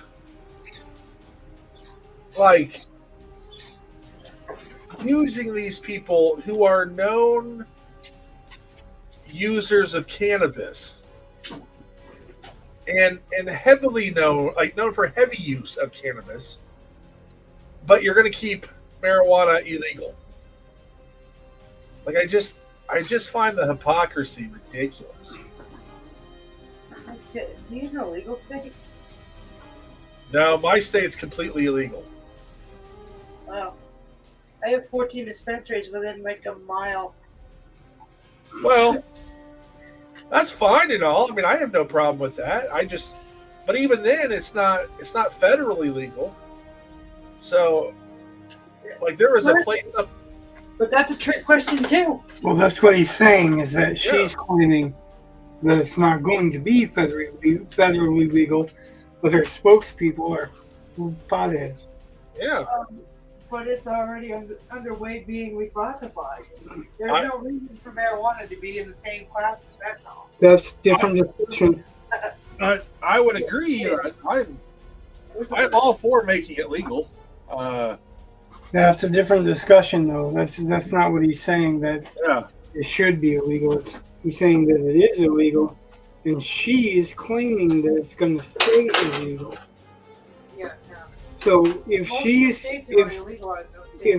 claiming that it's going to stay illegal, why have spokespeople that are potheads? Yeah. Right. That's what he's talking about, the hypocrisy, not whether or not it's justified or she should or whatever. It's not about pot being legal or illegal. It's about what her claim is. Yeah, and then what she's showing. I have a hard time saying that alcohol should be legal and marijuana not. To me, they're on the same basic playing field, and they should both be treated about the same. Not me. I'd rather hang out with a bunch of potheads than a bunch of drunks. Well, I can understand that. I'm simply saying, I don't understand why one is way more illegal than the other when it's and I'm sure there are people who would rather drink than get high, and that's whatever. There are people that have bad reactions to either. Yep. That's true. Like anything else, but that doesn't mean it. Yeah, I just think that we've done more harm to people by criminalizing it. And when you create a war on it, then people die over it. Well, they lumped it in with all the stuff like cocaine and heroin, and it's it is not the same as cocaine or heroin.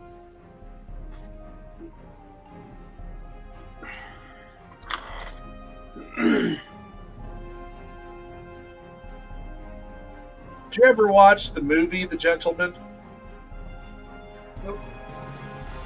So it's a Guy Ritchie film. I recommend, by the way. It's on Netflix. Also, the TV show is on Netflix, but I haven't finished that because I haven't had the time.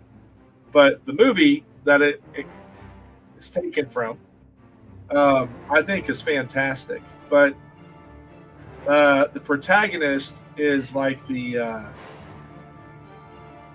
he's the main marijuana dealer in England. And there's a scene where he goes and talks to a guy who's really big with like heroin and that kind of thing. He's like, because they have to have a little talk. He's like, you've got your vice, I've got mine. Mine doesn't kill people. Yours does. That's your thing. That's why I decided not to get involved with it. But, he doesn't judge. He just says, hey, that's, so stay out of my game and I'll stay out of yours and we don't have to worry about it, that kind of thing. But I just think I think it's a fantastic film. I highly recommend it. I think it's got Matthew McConaughey in it, and he's great. And I generally like Guy Ritchie films. So occasionally he'll have a turd, but I can forgive that. Not every swing can be, out of the park. Sometimes you're going to strike out, but still recommend. It's also got who all does that movie have in it?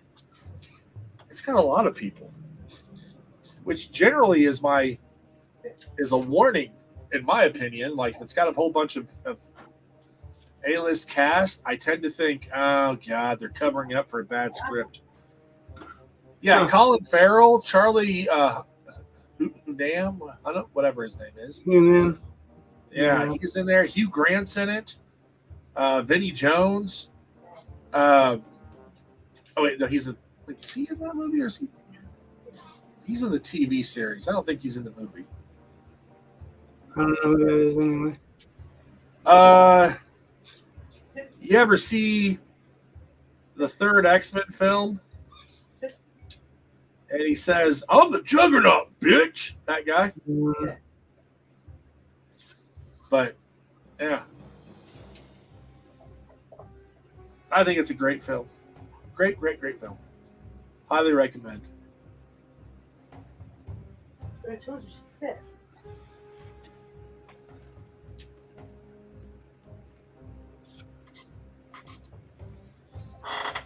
Good.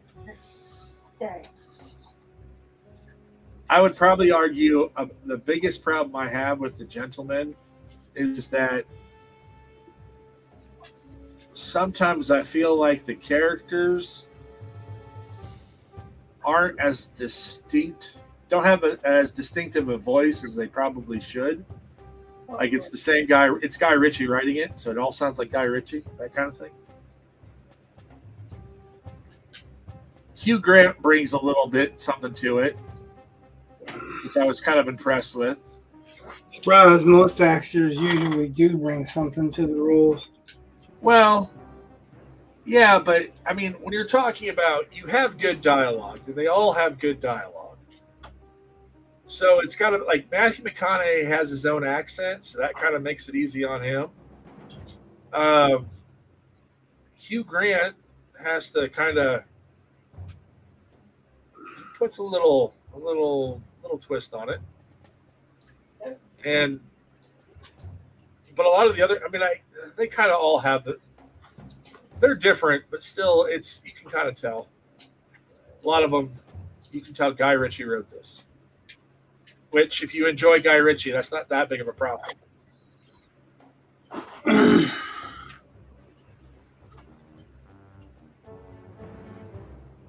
I suppose it kind of harkens back to that, the 90s where you had Kevin Smith and oh my God, who's the guy that did? Think of the director, Quentin Tarantino. Yeah, so dialogue became really kind of, I thought, more important than a lot of other things. And Guy Ritchie kind of still has some of that. So does Quentin Tarantino, to be honest. But Yeah, I don't watch Quentin Tarantino stuff. I really don't like it. Most of the stuff that I've seen, I haven't really liked very much. did you see Django Unchained? Nope, Oh, I would recommend Django Unchained and The Hateful Eight. nope. I watched the first part of The Hateful Eight. It violated everything that I've been taught in writing, and I'm not interested in seeing it anymore. I like The Hateful Eight. Yeah. The minute that Samuel Jackson comes into the picture, they're violating the withholding rule. And it's obvious that they are. So that tells me that stuff in the script is going to be impossible without withholding. So I just don't like Quentin Tarantino stuff that much to care. I actually wanted to like The Hateful Eight because, Samuel Jackson, fucking Kurt Russell.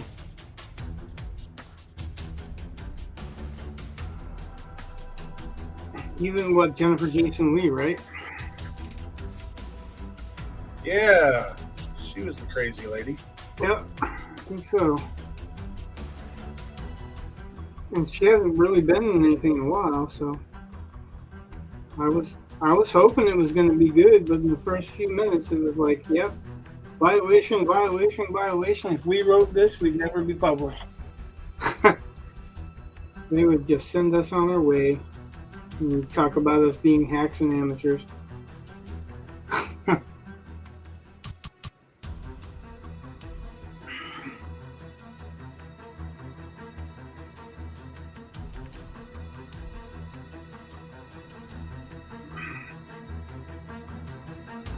Django Unchained, I didn't want to watch because it was basically a racist stirring movie.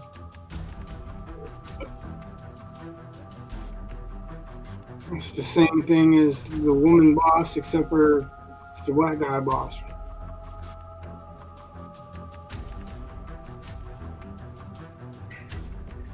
Which, oddly enough, like just to prove that it's not a racial thing that I didn't wasn't interested in the story because of it, but I liked the new Magnificent Seven. Yeah. And it was led by Denzel Washington. Yeah. Yeah, I like that. So Well, it's not a race thing, it's the way that they present it thing. Django Unchained was simple. I mean, you have the what's his name? The part. Oh gosh. Hold on. I gotta figure out my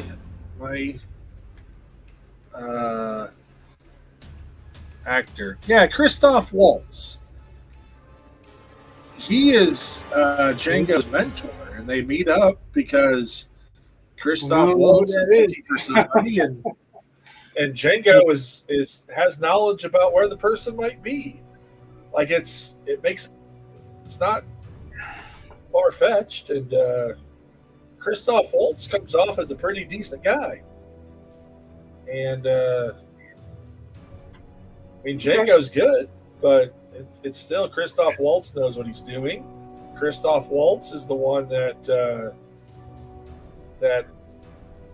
trains Django, but I mean, again, I'm telling you, it's a good movie.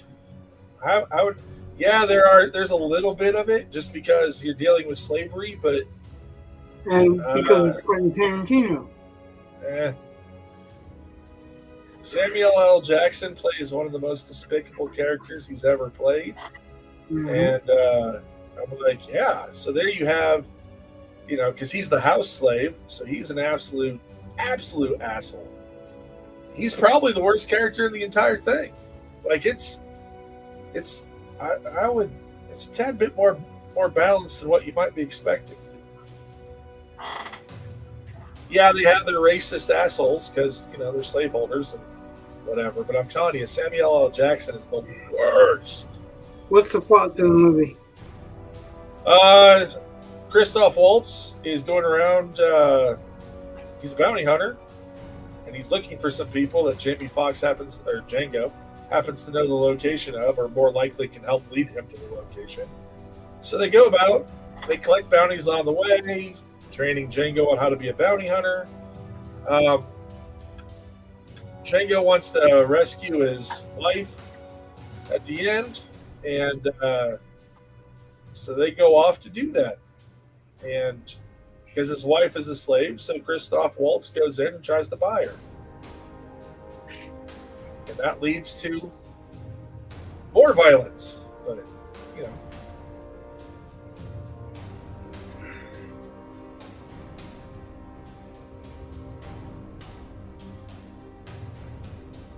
So you've never watched Reservoir Dogs either? Yep, I did. You didn't like Reservoir Dogs? Yeah. It's all right. It wasn't great. That was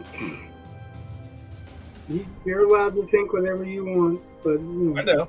I don't think so. Oh, God.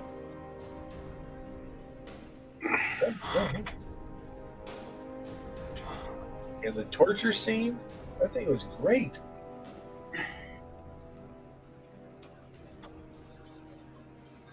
Which just makes it sound like I want to see violence, but not. That's exactly what it sounds like between the last two descriptions of the movies. That's exactly what you're talking about in this scene and this scene. No, I mean, it's just. You can like that shit. That's not what I'm into it for, but whatever. I'm telling you, it's. Because as much, I mean, it was truly disturbing, and it's supposed to be. Okay. And you got that juxtaposition of the song, of the dance, with the violence. So it's just I find that neat. Okay, I didn't say you couldn't find that neat. I just said I didn't. Like, I'm not saying that nothing he's done has ever been worth anything. I'm just saying I have never found anything so great that I wanted to watch everything that he did. Not anything. No. Well, there's stuff that he's done that I haven't liked. Jackie Brown, I never really appreciated. That's funny because that's the one of his I like the most. And it's really? Because it's the closest to fucking Elmore Leonard's book. Well, to me, it was just boring. I don't know. Just didn't like it. It's about the Django Unchained, though, that's probably one of my favorites of his. Inglourious Bastards is okay until the end. Then the end it's so far fetched, it's ridiculous. I have a problem with killing Hitler in a movie. Well, that was the whole point of it. No, that was the corner he had painted himself into. No, that was the whole point of the whole entire movie. Well, when he describes writing it, and he discovers that that's kind of where he was at, and then he had to decide, wait, can I kill Hitler? And then had to make that decision much like, way into the script writing process. So the idea that, because again, it's not historically accurate in any way, shape, or form. So it's kind of harder to swallow. So if you think about that movie, it was about Jews killing Hitler, not just killing Hitler. Okay. It was poetic justice, which is what I feel he tried to do with everything he's done. There's some type of incident where he's trying to get poetic justice for somebody or represent poetic justice for somebody. I gotta get another paper plate because I think we're to the fog. Uh-oh. Oh, no, we're not. No, we're not. Not yet. It's time for Ghosts of Dead Pirates to hair.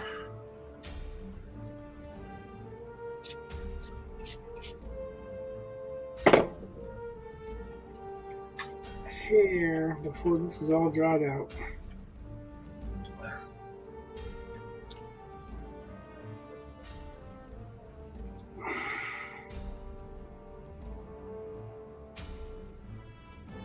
I think I wasn't even listening to myself. Okay.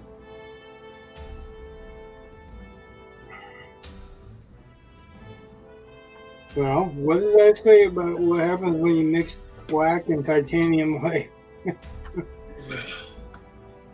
That you end up with either a gray or No, you end up with a blue because you bring the blue out of the blue black. right. So what I'm doing now is mixing it in a brown base. And I'm still getting, well, I'm actually getting a warmer gray, which is, that's fine.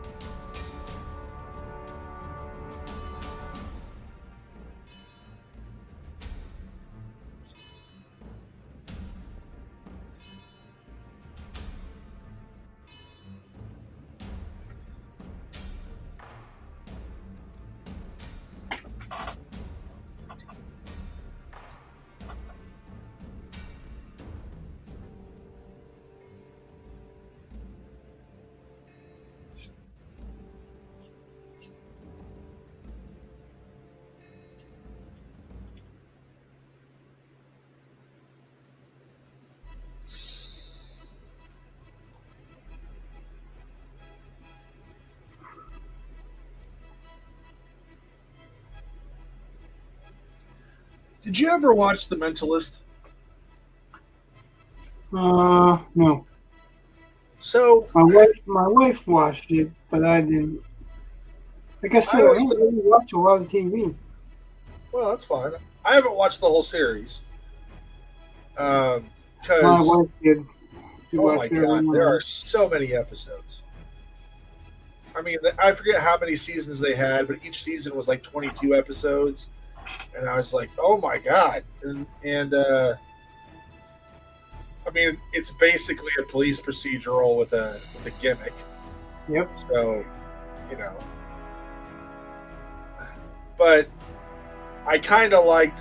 They had a running thread with the Red John character, so I kind of followed that. And you can go online and see the episodes you needed to watch. So that's what I did, because I wasn't watching, because not every episode really had anything to do with Red John. And I liked some of the stuff they did with characters showing up seasons later and having a connection. You're like, holy shit, really? That character?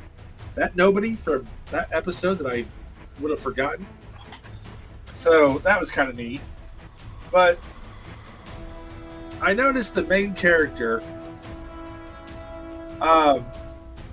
is mentally proficient. I mean, he's a genius or whatever. I mean, he's the mentalist, whatever. So he's got those skills, but he doesn't fight. Like, he does not get physical with anyone. Like, if someone is going to take a swing, he runs away. And I was kind of thinking about that because I'm like, well, I'm sure they did that because the usual trope is that the male protagonist is there, and this way the female lead, I guess, she's the one with the gun, and she's the one that actually makes the arrests and all this stuff. Whatever, I didn't care. But I thought, in all reality, if you were to make him a woman, that would be more like what I would say is a strong female character. They can't use.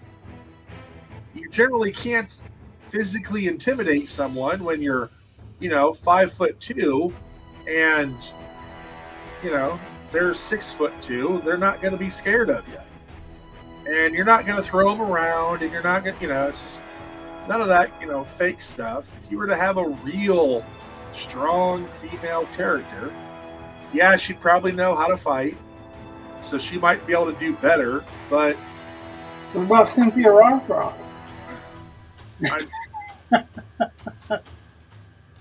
There's a reason. Okay, so like, I'm being facetious, you know that. Okay, I'm just saying there's a reason why fighting is done in weight classes, and it's kind of rare to get a woman who would technically, at least in our organization, black belts could fight any other black belt in the tournament. They didn't care. So you would occasionally have men fight against the women, which was normally instigated by the women. And, there are rules, and you're not trying to hurt anyone and all that kind of stuff. But I'm sorry, if the guys had wanted to take it seriously, they would have dropped the women every time. Boom, done. I don't care how good you are. Like, you've got to. You're fighting against someone who knows how to fight, so that's not going to, yeah, you might be better at technique and you might be faster, but you're not going to be that much faster, and he's going to be that much stronger. So it matters.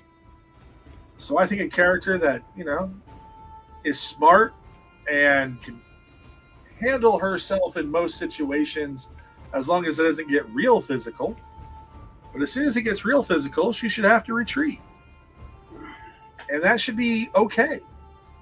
Well, so she should not have to retreat. She should want to retreat because it's the wiser thing to do. Okay. No, really. I mean, knowing your limitations is part of it. What's that? I wouldn't. I don't think those are mutually exclusive. I think they're both accurate. Right, but what I'm saying is, like, the way you present it is that she should need to run away. But what I'm thinking is that a smart fighter or a smart person, period, will know when they're outgunned, outclassed, strength or whatever. Oh yeah. And it wouldn't be a shame thing. It would be no. That's like when you watch Jackie Chan fight, right? Like sometimes it'll be he's fighting against somebody, and then sometimes it'll be he's running and dodging and sliding between objects that he can find cover with. See what I mean? Yeah, that should be more like... That's intelligent, is what I'm saying. Okay, but I think that's a good thing that you could pull from to make a better, right. So you have an example.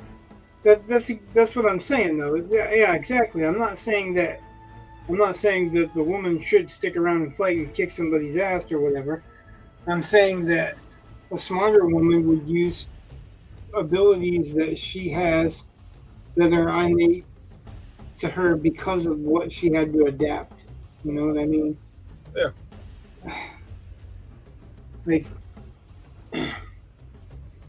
when you know your limitations, it doesn't matter. It doesn't. So I can take away the she part of it and still keep true to what I'm saying. That's true. It's not just a she. It's anyone that comes across a fighter that, or a situation where they're outgunned, like the mentalist you were saying. Like that's smart. That's not. It's not like pulling back because you need to. It's pulling back because you have a better option. The better option is somebody else can do the fighting.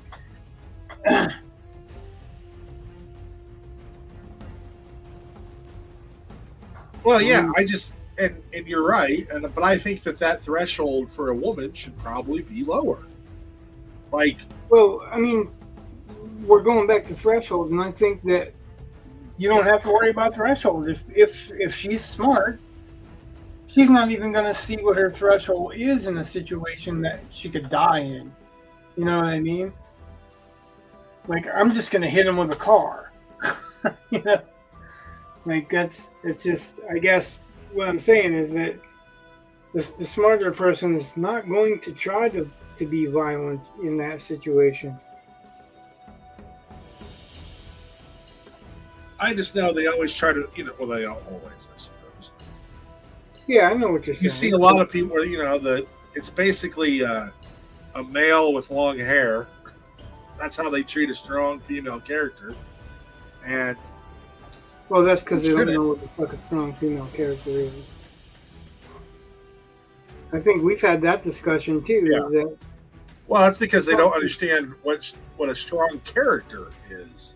Exactly, because it's about having relationships and people and points of reference and all that, not about physical strength.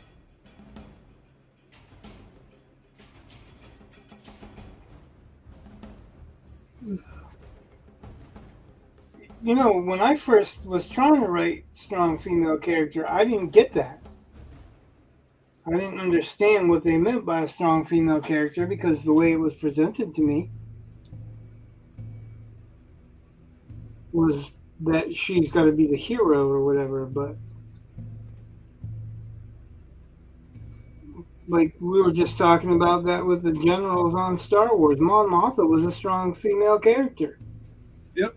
She used her other contacts, her other. Oh, yeah, in Andover, not Andover. Yeah, Andor. That's what it is. Andor. She plays a much bigger role. You get to see more of what she does, what she has to give up. Yeah, they really fleshed her out.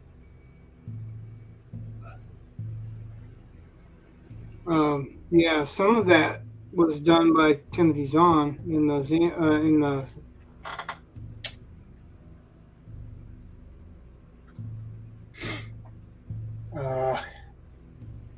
Thrawn series.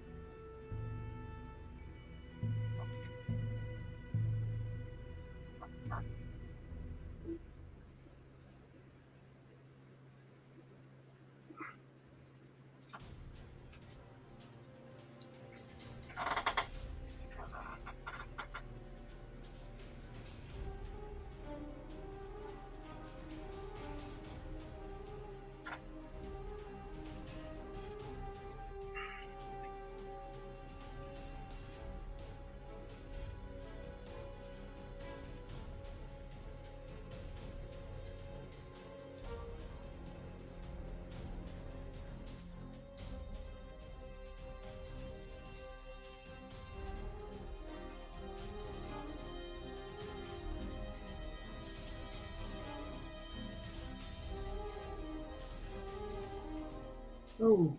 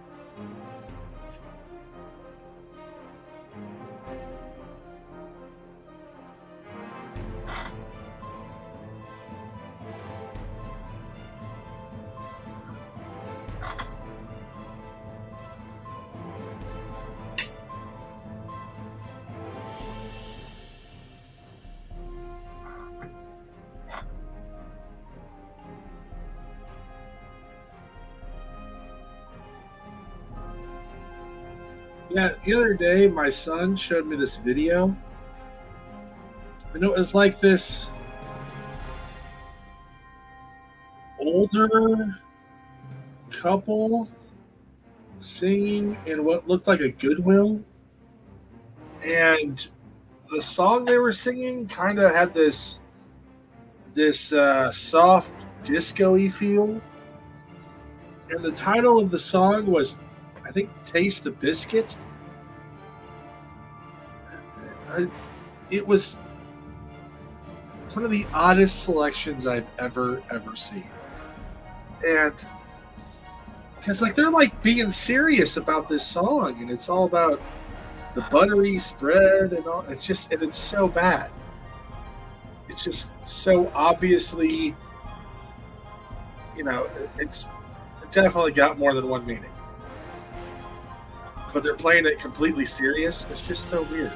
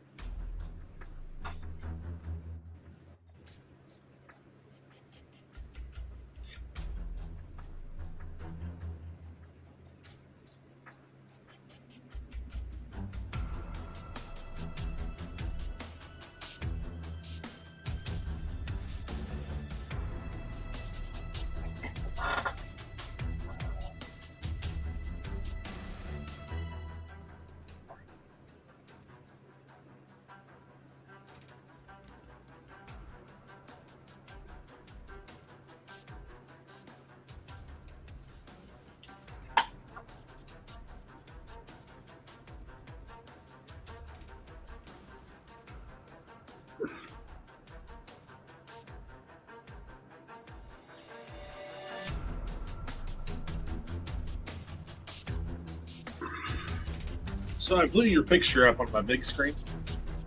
Oh no, now it looks like shit. What? I said, oh no, now it's gonna look like shit. No. I just wanted to see the wings better. Because, yeah, it's really cool the way that like comes out, like, you know, it pops like that.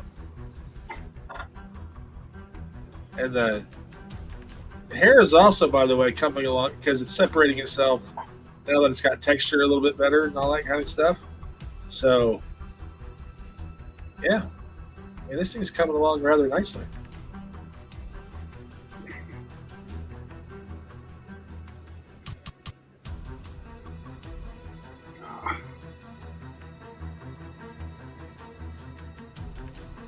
Back to my small screen. What's that? I said back to the small screen.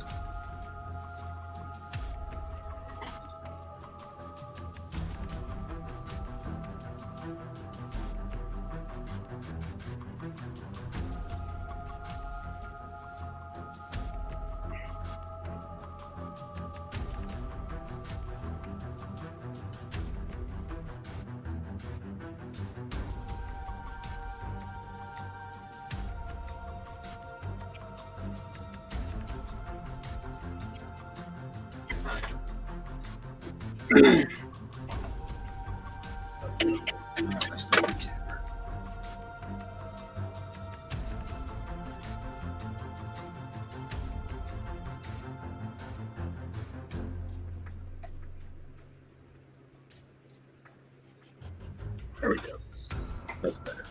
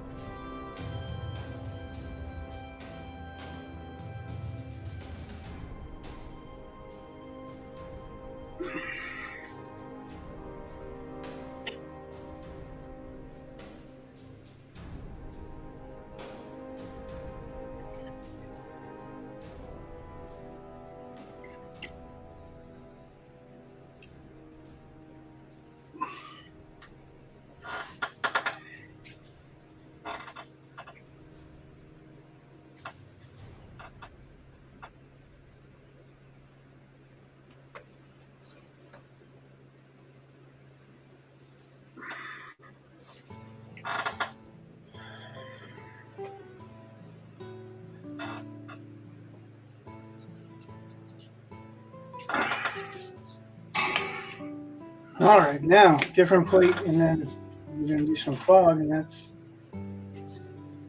gonna be pretty close to it. A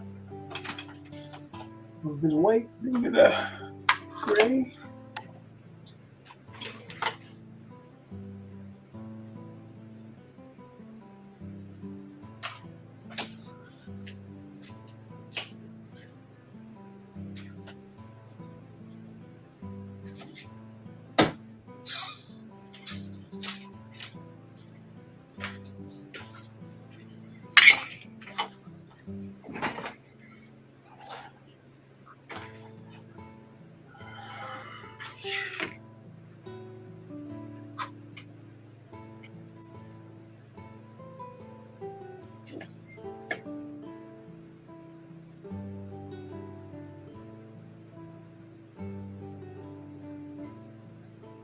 Too many in white, probably way too much, and I'll end up throwing some away. Well, you know, it's inevitable. It's kind of part of painting. You would love to think that you're going to use every last drop, but in reality, you're not going to use every last drop. Right. I think he's looking pretty damn good at this point, as far as I can get it to look pretty damn good at this point, right? Yeah.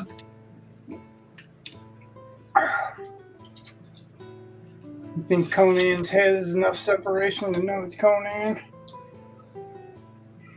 Well, to know it's not the ape, I don't know if I would be like instantaneously, that's Conan's head. I mean, I don't know Conan that well. Sorry. But I can recognize which is the head and which is the ape.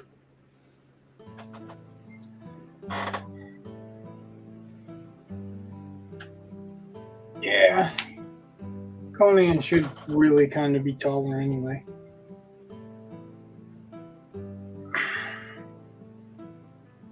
I guess that's... Well, isn't that a matter of perspective? I mean, how big's the ape? Yeah, that's scale, right?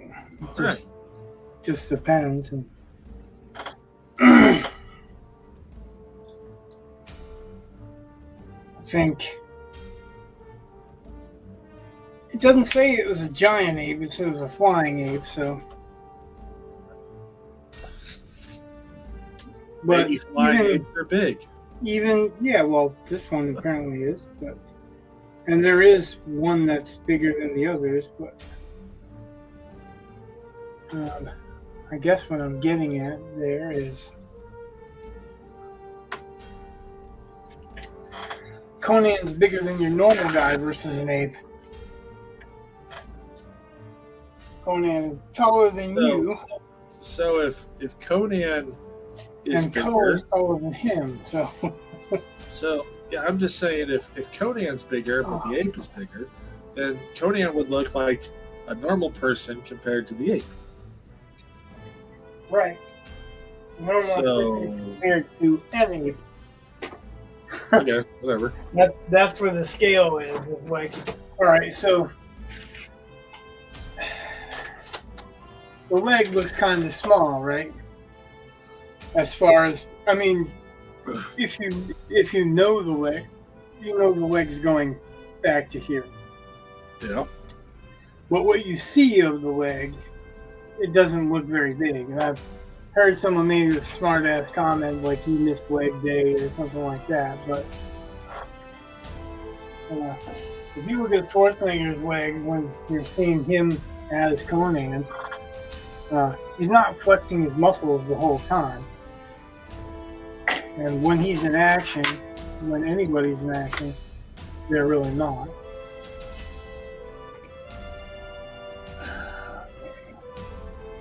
So now the trick is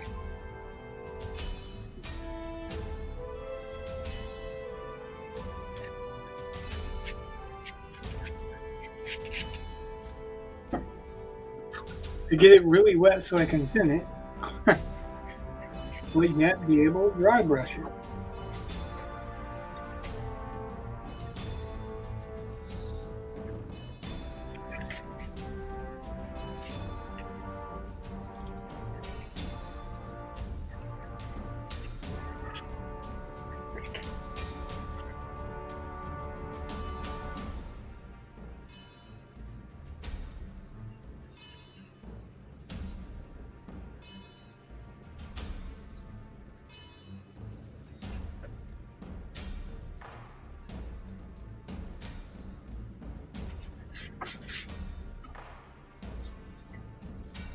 Ah, yes, the dry hand technique. Similar to the dry brush technique. Well, it's not a dry hand technique, it's the rubbing in technique. I was just. But yeah, kind of. You want it semi-transparent. Any way you can get that to happen. I used to worry about having to use my hands on something like that, actually. And then I found out that pretty much everyone that paints with acrylics and watercolors uses their hands. Yeah, they're the best tools you got. Like in this manner. Just saying.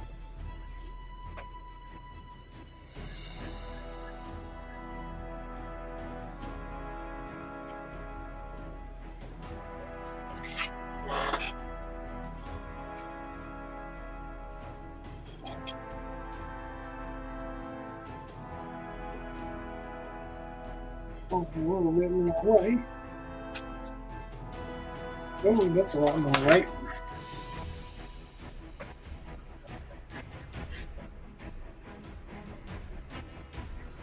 Yes, kid, you can use your hands too. Look at how nice and foggy it looks.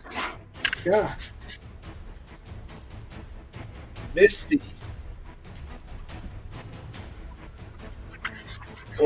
Or my favorite word, it's What?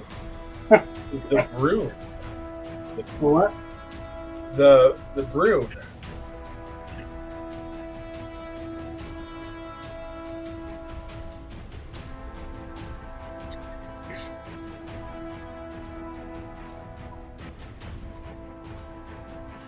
I told everybody I was going to cover everything up.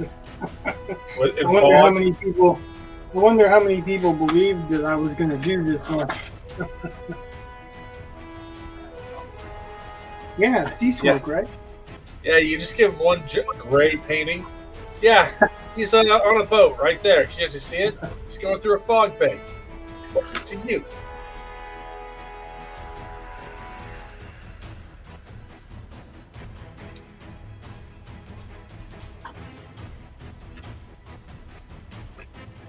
Or just put like 3 dots and be like, what? He's dressed up like a polar bear in a blizzard.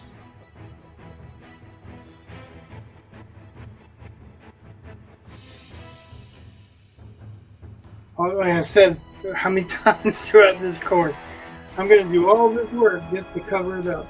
Yeah, I mean, you need enough of a foundation. Looking at it and going, yep, there's something going on there. Right.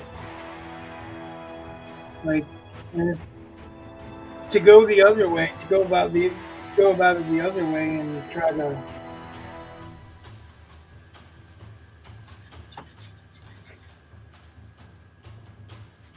like put the shapes in after you put the fog in would be pretty much impossible.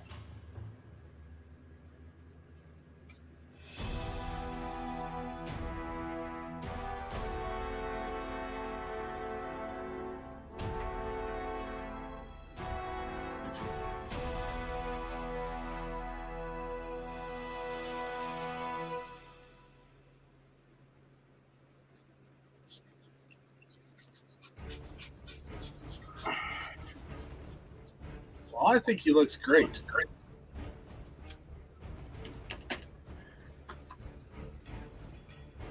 Well, I appreciate that.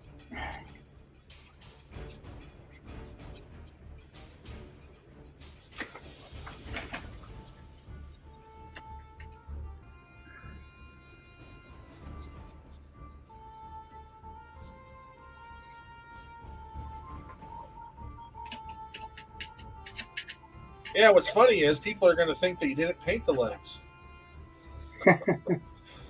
Well, I guess really people don't matter. Well, I mean, I know they were there. Well, the only person that matters is, the person that is going to own it. Right, and you can see like You can see like the hint of it there. It's just yeah, that's the whole point is that it's going to be supposed to be breaking up through the fog. Like parts of the fog are stronger than others. And there's sea smoke back here too.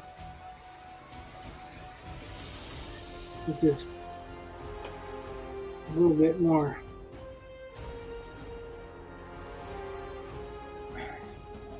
There we go. I don't want to cancel out the wings, but I do want to show that it's not just in the foreground.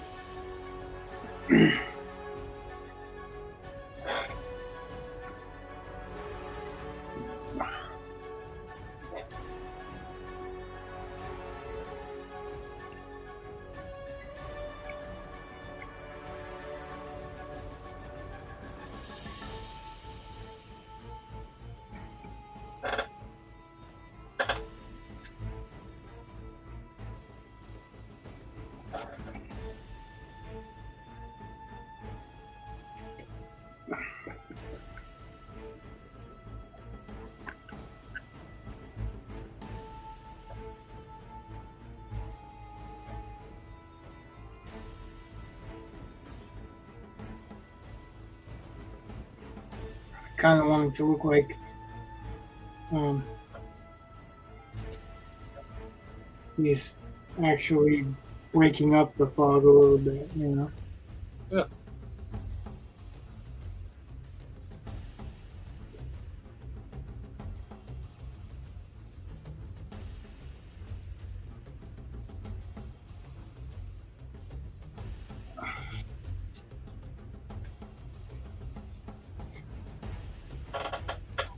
So much of the funnest part of this whole process really is everything is there now. All I could have to do is fucking give that white misty look and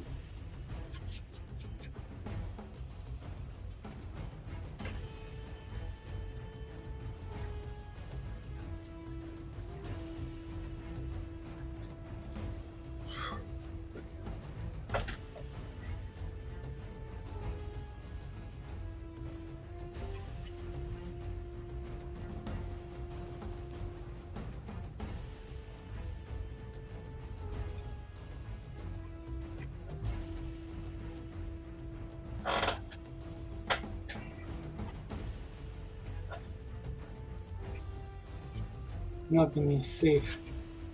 Are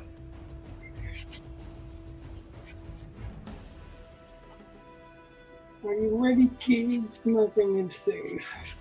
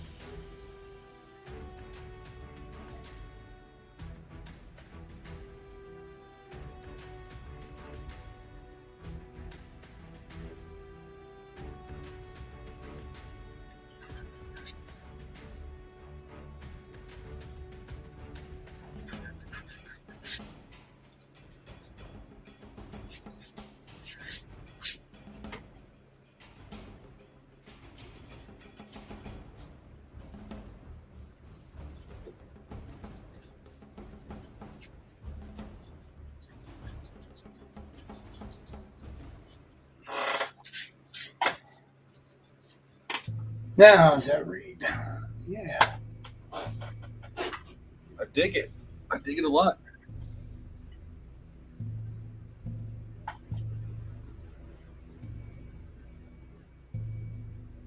Yeah.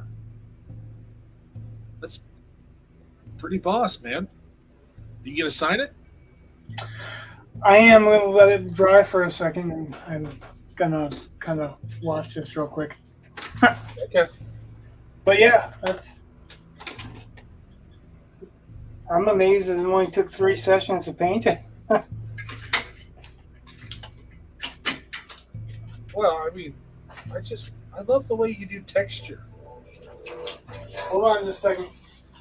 Well, you don't have to respond if you can hear. I just like the texture of the gorilla's skin or the monkey's, whatever it is, the flying ape, texture of his palm, and his forehead versus like the furriness of his arms and Conan's hair, or like the wrapping on his shield. Hold on a second. I can't hear what you're saying because I was over washing my hands real quick. Oh, well, I'm just saying I dig like the textures that you pull out. I mean, there's the veining in the wings, obviously, but even like the hand, and then like even though you covered up a bunch of it, the shield, like you can see where I'm pointing. Yeah. But yeah, like the wrap of the shield, it's just I dig the way you do all those details. That's all. Well, thanks. Not to blow smoke up your butt too far, but Well, trust me, I ain't sucking up the compliments like I'm the greatest artist in the world or whatever. I'm still digging this. So,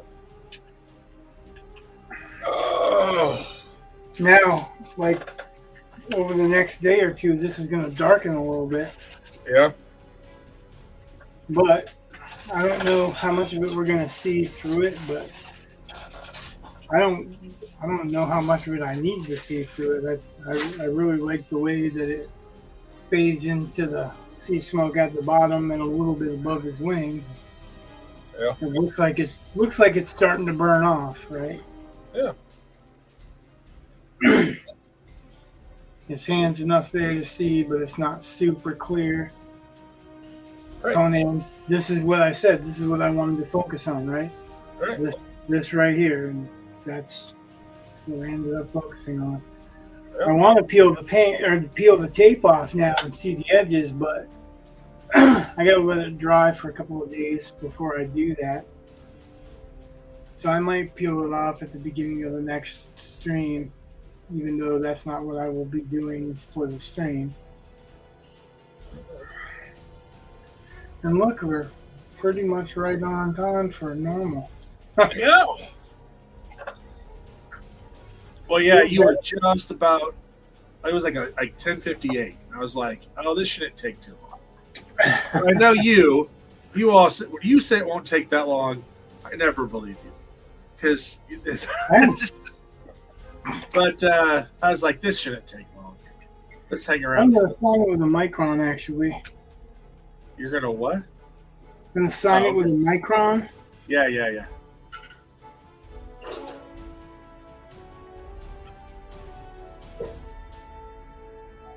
Because the micron is black.